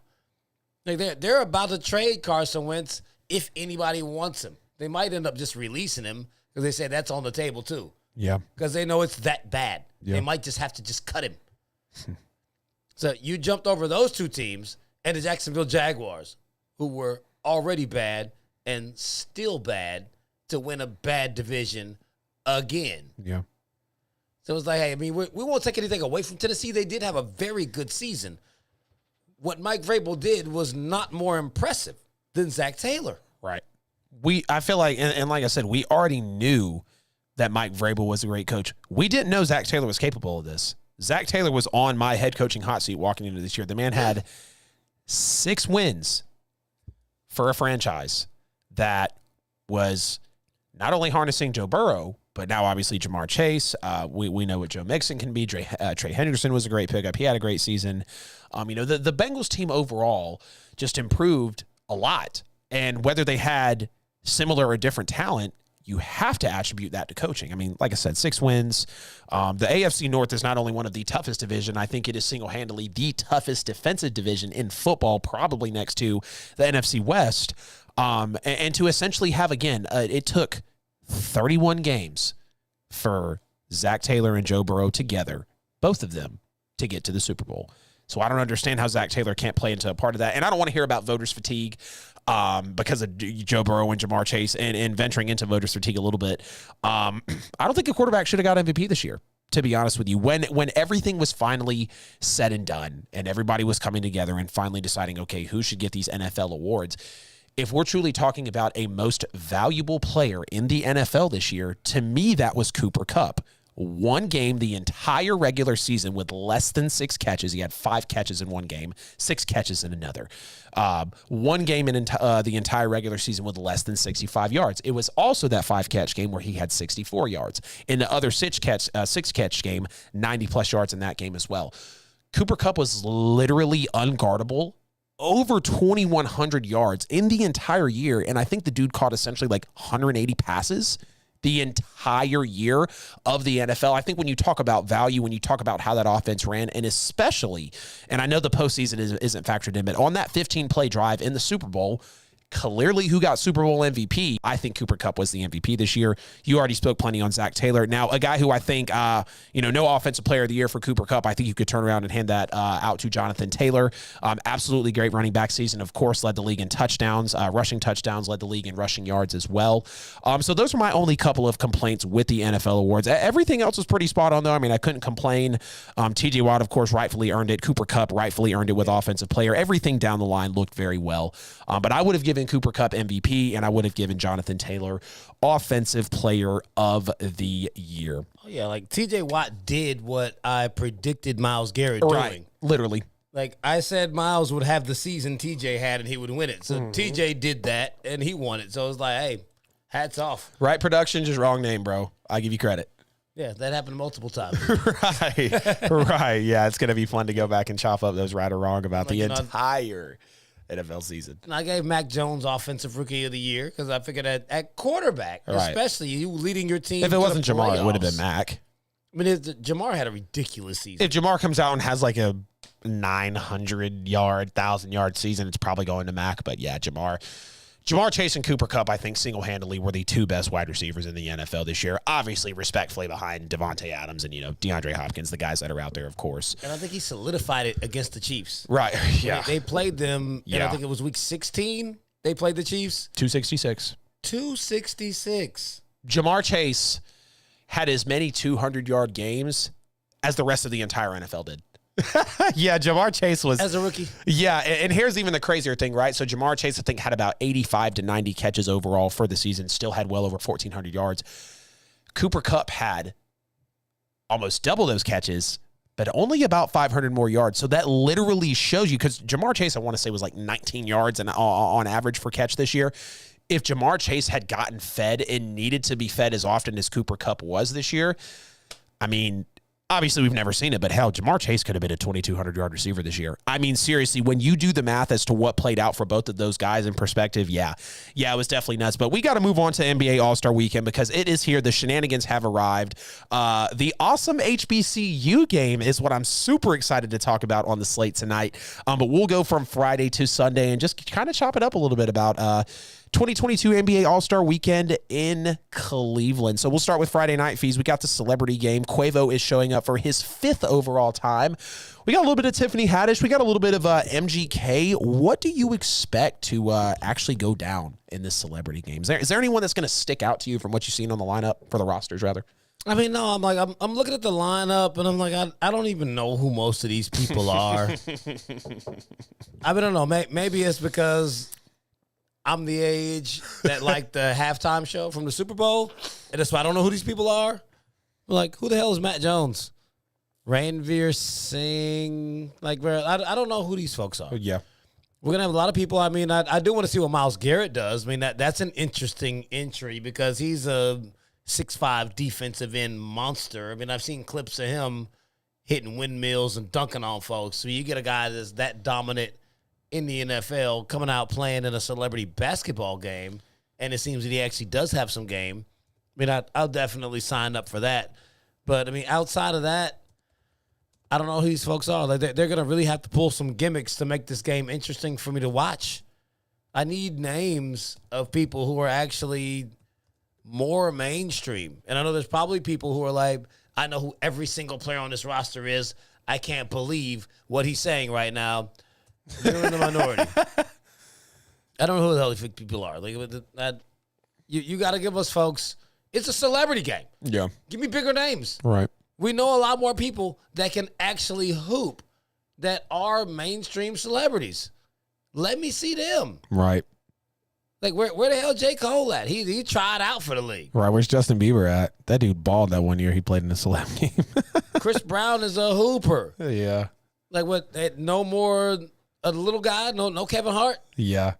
They definitely brought in some Cleveland Cavaliers or just, Cleveland guys in general. Like you got, MGK, Cleveland native, obviously. Hell, I'm kind of surprised Jake Paul isn't in here, to be honest with you. Think about it now.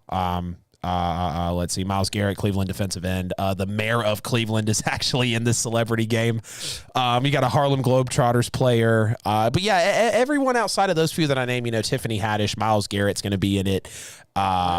MGK.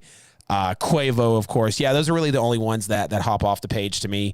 But the celeb game's always fun. The celeb game is always decently enjoyable. We see people out there, and I feel like sometimes it's like, oh, they can actually play. Like, they can actually ball. I remember when, you were speaking about J. Cole a little bit, when he actually got his, I think, like, NBA minor league shot or something like that. Everybody was all over it, and I feel like that was because he started an NBA, celebrity basketball game. He's, we've had videos of him kind of doing pickup hoops on the side, so... But we got to do this, a Peloton instructor. Are we seriously talking about the dude from the bike? Oh, jeez. Is he the guy that's on there, man? I don't have one. I don't know what it does. Hold on. Is this the guy that talks to you while you're on the bike? Oh, no. Hold on. Is that who's playing in the game? That you're a celebrity? Jeez. We got a dude from The Bachelor. Why are they in there? Yeah. Yeah, you couldn't attract more people? Somebody else from Cleveland? Yeah. Y'all ain't got something? Right. I'm really surprised, and Jake Paul might have said no because he's just, prepping for the for whatever boxing match he's got coming up next. But yeah, the celeb game, I think it'll be a decent turnout. It's always a little bit of a head turner every year. We might see what we're going to stumble across. But now we got the ever so packed Rising Stars 3-on-3 challenge. Fees, I know you said they had like a little bit of a anniversary for the NBA point setup. Can you go through that a little bit? That you talked about before the show? Yeah. Like they for the Rising Stars game, they kind of took a page out of the Big Three book from Ice Cube's league. So I mean that is what it is. I mean it's a 3-on-3 tournament, right? So I mean you got 4 teams with 7 players apiece. Right. So each team's got 7 players. That's a lot for a 3-on-3 tournament. So I was like, man, how the hell long are these games? Right. They don't have the clock going. They're both going to play, you'll have team 1, team 2, play team 3, team 4. Right. So for those 2 games, they're going to go to 50. And it'll be just like what the Big Three is. They go to 50 as a final target score, and there's no clock. Whoever gets point number 50, they win the game. And that's it. It's single elimination, so you ain't playing again. If you lose, you're out of there. Done for. So that was the 50. The championship game, which is game 3, that was the 25. The 50 and the 25, that is to commemorate the 75th year of the NBA. So the 2 games go 50-25, so combined is 75. So that's how they're trying to run that. So when we get the 2 teams that play in the championship, they're only going to 25. So it's going to get short. Backwards to me. I mean, they made it shorter because I guess they're doing it all in one night. Yeah. That's why it's got to be shorter. Right. You can't task them. Well, actually, they could because you have too damn many players. You're right. You literally have 28 players in this competition, 7 for 4 different teams. Like you got 7 guys on a 3-man rotation. Yep. They could all go to 50. Right. But I mean that's how they figure they're doing it. Mm-hmm. I mean, you got Team Barry, Team Isaiah, Team Peyton, and Team Worthy. Mm-hmm.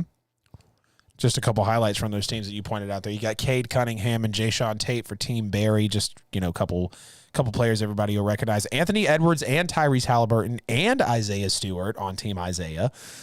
Team Peyton, you featuring LaMelo Ball.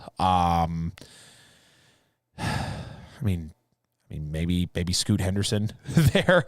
And then Team Worthy, you got Cole Anthony, Jalen Green, of course, Tyrese Maxey, Jalen Suggs. So if I had to guess, I might put the overall outcome on either Team Isaiah or Team Worthy. They just kind of boast some of those younger guys. And I always like to see the Rising Stars Challenge as well, because it's kind of like, it kind of reminds me of the Senior Bowl. It shows you everybody that the league is about to get introduced to, but the NBA actually holds the Rising Stars Challenge. So it's kind of it's kind of like a showcase. Everybody gets to view these early on players that are in the league to see, because it usually takes longer in the NBA, maybe 3-4 years. I mean, hell, look how long it took Giannis to be any sort of relevant with Milwaukee, let alone the team, to actually come up and be relevant in the NBA landscape. I kind of wish if the NFL would do something itself. See, I'm just being too greedy. I'm just asking for too much, because we literally have the Senior Bowl that's like, hey, here's all the best players about to come into the draft. Watch them play against other players of their caliber before you put them in the league with grown men. So I appreciate the Rising Stars Challenge, though. I think it's a pretty good one to keep your eye on. Now we got something brand new for Saturday. It is an HBCU Classic in honor of, obviously, Black History Month here. We have Howard and we have Morgan State. Howard University and Morgan State. Just overall, who you got in this one? Which HBCU is going to take home the first ever NBA All-Star Weekend shenanigan? I really don't even know who I actually want to take in this game. I just think it's a good thing that they're doing, since the NBA now has a new partnership with the HBCUs where they're actually funding. So it's like they're pumping money into it and putting a spotlight on it for us to actually get a chance to see HBCU talent placed on that level stage. Right. I just hope that it actually gets the type of ratings that it deserves. I mean, between Howard and Morgan State, don't know anything about either one of them. If I just had to pick, it's going to be just one of those picks. I'll take Howard. That's where my fraternity was founded at. So that's what I'm going with, even though it'd be a close second behind Morgan State. But, I just like the fact that they're doing it. I hope they do rotate it. Right. To where they give, I really would like to see them rotate it and give some shine to HBCUs that don't always get the shine. Exactly. I don't want to see Howard and Hampton and Grambling and FAMU and Morehouse every single time. Right. There are 1,000 more HBCUs than that. So even though the fact that you're actually giving love and showing love to the HBCUs, put more of them out there. Yeah. Don't just give me like that. Most people couldn't name more than 5 of them. Right. And those are the ones that you always see. Yep. And not even to push back on already a touchy subject, but like the whole point of an HBCU is to obviously take away from the Dukes, Kansas, Kentuckys, Auburns, Alabamas, Georgias, things of that nature. But when you start to get your same, FAMUs, Grambling State, Morehouses, potentially Howards in there, you kind of, again, start to lose you lose some of that HBCU authenticity. So I got to double down a lot of the time, with what I do here on the show, and say that that's a great idea, because it's kind of like when the NIL deals came in, and they were just overall just putting more opportunities out there for everybody. For every NBA All-Star Weekend, and I hope it continues on through the rest of, time for NBA All-Star Weekend, if you can cycle through or make it a part of your plan to cycle through multiple HBCU colleges, just imagine the exposure that they could get. Like, oh, yeah, I first saw them on NBA All-Star Weekend, and I decided to go there now because that one appearance urged me to go tour the campus, and now I'm here. Like all those little nudges and side effects matter. So I definitely love to hear that. It should be a thing, and it should continue to roll through the multiple HBCUs out there. I think it'll be a great game also. It's just going to be more exposure, more marketing for, one of the best commissioners, of sports, Adam Silver, just kind of taking himself to another level. Always appreciate that from him. But now we got the skills challenge. We got Team Antetokounmpo with all the brothers. We've got Team Cavs, and we've got Team Rooks. Between all three of these guys, who do you think holds out the best and actually wins this skills challenge? I mean, I'm gonna have to get this to Team Antetokounmpo. Yeah. I mean, you got Alex, Giannis, and Thanasis, however the hell you say his name. Thanasis. That's even worse. Yeah, that's what I've heard. Thanasis. I'm just Thanasis. Okay. I mean, if you just look at the guys out there, I mean, the only issue that Team Giannis might have is their shooting. Yeah. Because, I mean, in the skills challenge, you're going to have to knock down that outside jumper. They're long, they're fast. Right. They're going to be able to get through the drills really quickly. Right. But knocking down those shots might be their biggest issue, in which I might actually have to give it to the Rooks. So, I mean, even though I like Giannis's team, I know that's not what the name of their team is, but I'm not going to keep saying their last name. I'm going to go with the Rooks. I think the Rooks are going to win.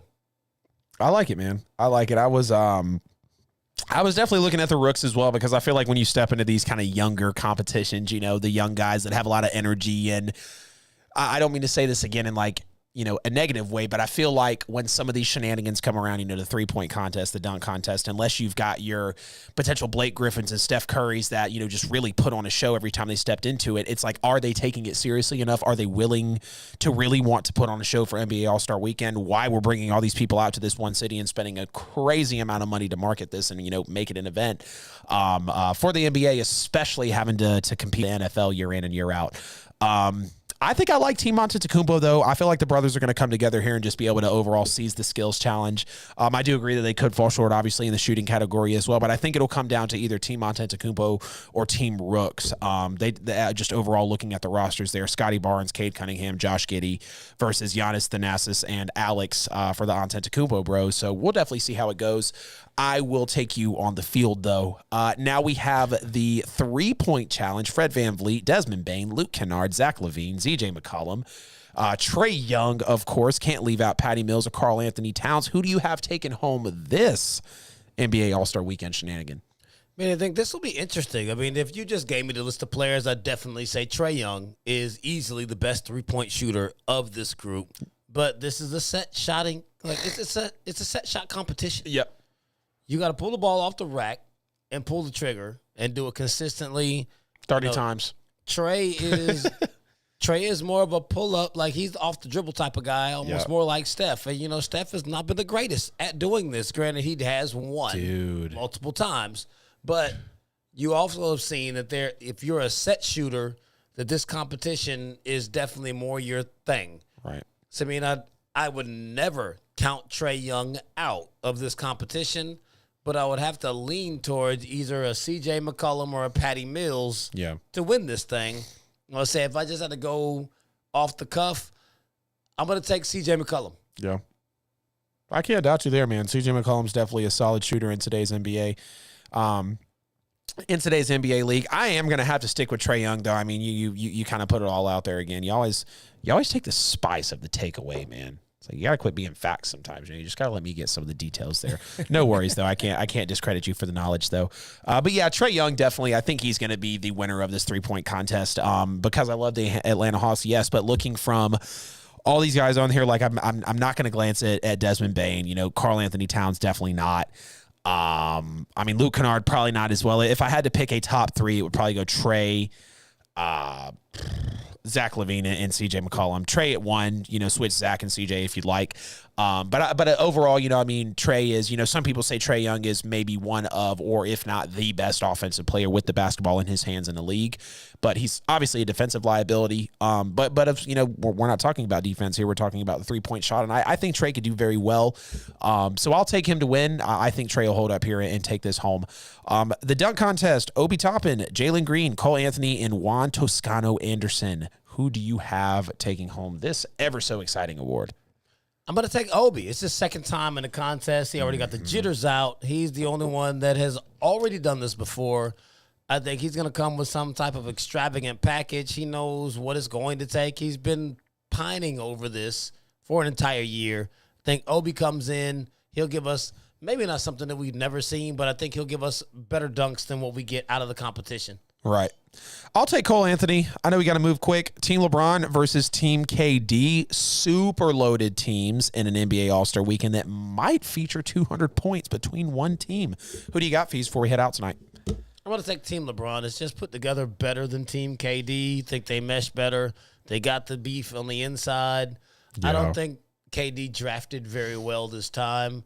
I mean, LeBron was sitting behind his clipboard. He was laughing while he was doing it. Yeah. I think the Team LeBron's going to win. Yeah, I got to go with LeBron as well. LeBron, Giannis, Steph, Luka, and Nikola Jokic, Chris Paul, Damian Lillard, Rudy Gobert. Durant has players overall, but I feel like they start to get more spread out once you look at LeBron's side. So I'm definitely going to take Team LeBron as well. But ladies and gentlemen, that does wrap it up for tonight's episode of Petty Sportz here on February 16th, 2022. Hope everybody had a great Valentine's Day. Appreciate y'all tuning into the show. It's not about where Petty Sportz is at, but rather where you listen. We had no callers, but it's okay. We know we'll catch y'all next week as we start to go through so many NFL teams looking at their postseason, evaluation. Fees. Say goodbye to the folks, man. Yes, sir. That's what's up, y'all. Make sure y'all keep following us. We appreciate you each and every Wednesday night. It's your boy, Famous Fees. Y'all know how to find me. Facebook, Instagram, Twitter, all that good stuff. Make sure y'all call the Petty line next time. Your boy, Fax, he's always going to be petty. Y'all keep it petty. Yeah. Shout out to the Hawks. They won tonight. They beat a rough, ugly Orlando Magic team, but we'll take it. Credit to them.